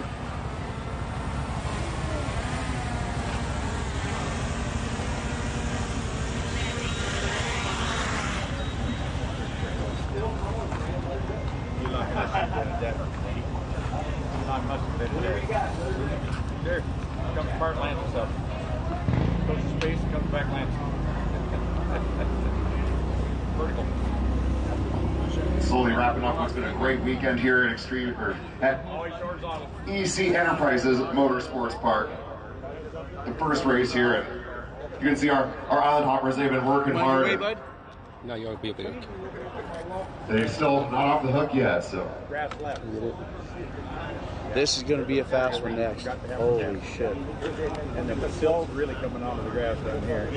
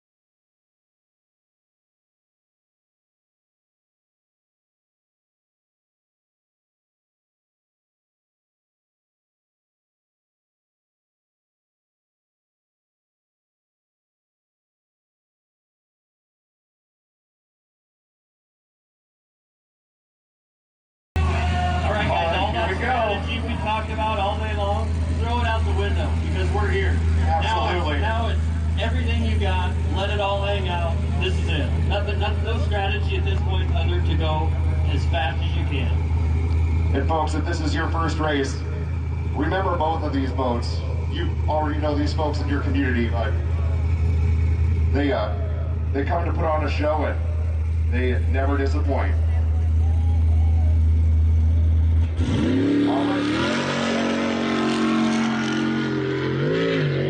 Taking their shot. I'm bringing home the checkered flag here.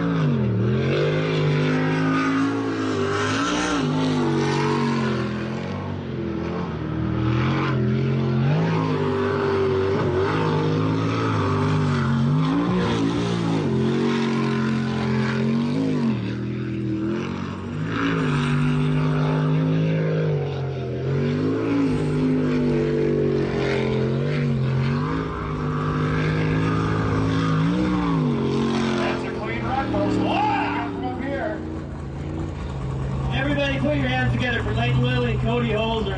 That's an amazing run.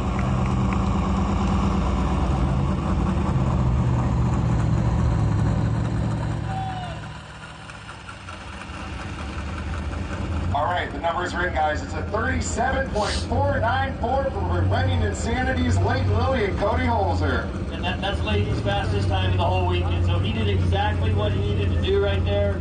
Let it hang out. Put all the pressure he could on River and Cole. If River and Cole can do what they've done all day long, they'll be in good shape. And that's tight. Leighton just put an extra amount of pressure on them. Yeah, Leighton come out and run his best run of the weekend here, and then now the pressure's on River, which is always nice to go second here in the final, but River's been just a true professional all day, and that boat is just sticking in the ground. So you would have no idea that last year he was in a completely different class in this league, and that this is his first race in ASBR as an unlimited. He's picking up right where he left off in the 400s. As you know, he's our champ last year in that class. Let's see if he starts off the season as a champ in this class.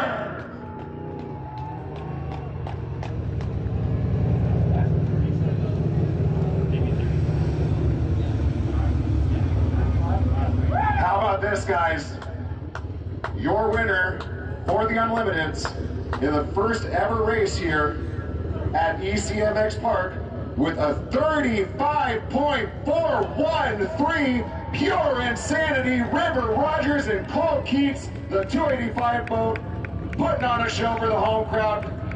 They are your winners today in the Unlimited class. Yeah, huge congratulations to River and Cole. They just put on a show, as well as all the other racers. Layout of 31. I think you'll see it progressively got faster every run. So again, that experience really showed itself today on two extremely prepared and racers that are really going for it. Absolutely. Like yesterday, we were talking about how great runs he was putting together when he broke that 40-second barrier. He comes into the finals today. He gets a little over 36.5, gets down to just over 36, ends the day over a half second better than that, and a 35.413, the best run of the day in the championship round. What a job.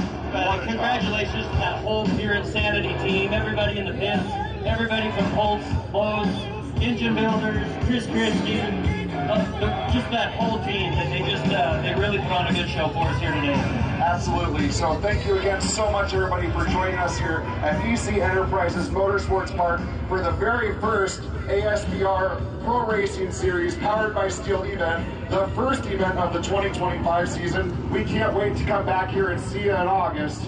Be sure to come and check out our next race, July 26th and 27th in Port Angeles. Again, this has been the ASBR Pro Racing Series powered by STIHL. We want to thank everybody who's out here today. We want to thank all the volunteers, all the people behind the scenes that you in the crowd might not see. We've got Jeep teams that are running back and forth, race officials, our vendors, our merchants, our sound guys, our EMT personnel, island hoppers, video, and just everybody in the community that came out. Wonderful time out here with you guys. ASBR is so happy to be here. Can't wait to come back next. Doug, Gary, want to thank you guys too for coming out right back here, right? What was it? August 2nd, 3rd. August 2nd, 3rd. So remember that, folks. So please, drive safe. Thank you for coming out. Make sure you stay hydrated. We will see you back here in August. This has been the American Sprint Boat Pro Racing Series, powered by STIHL.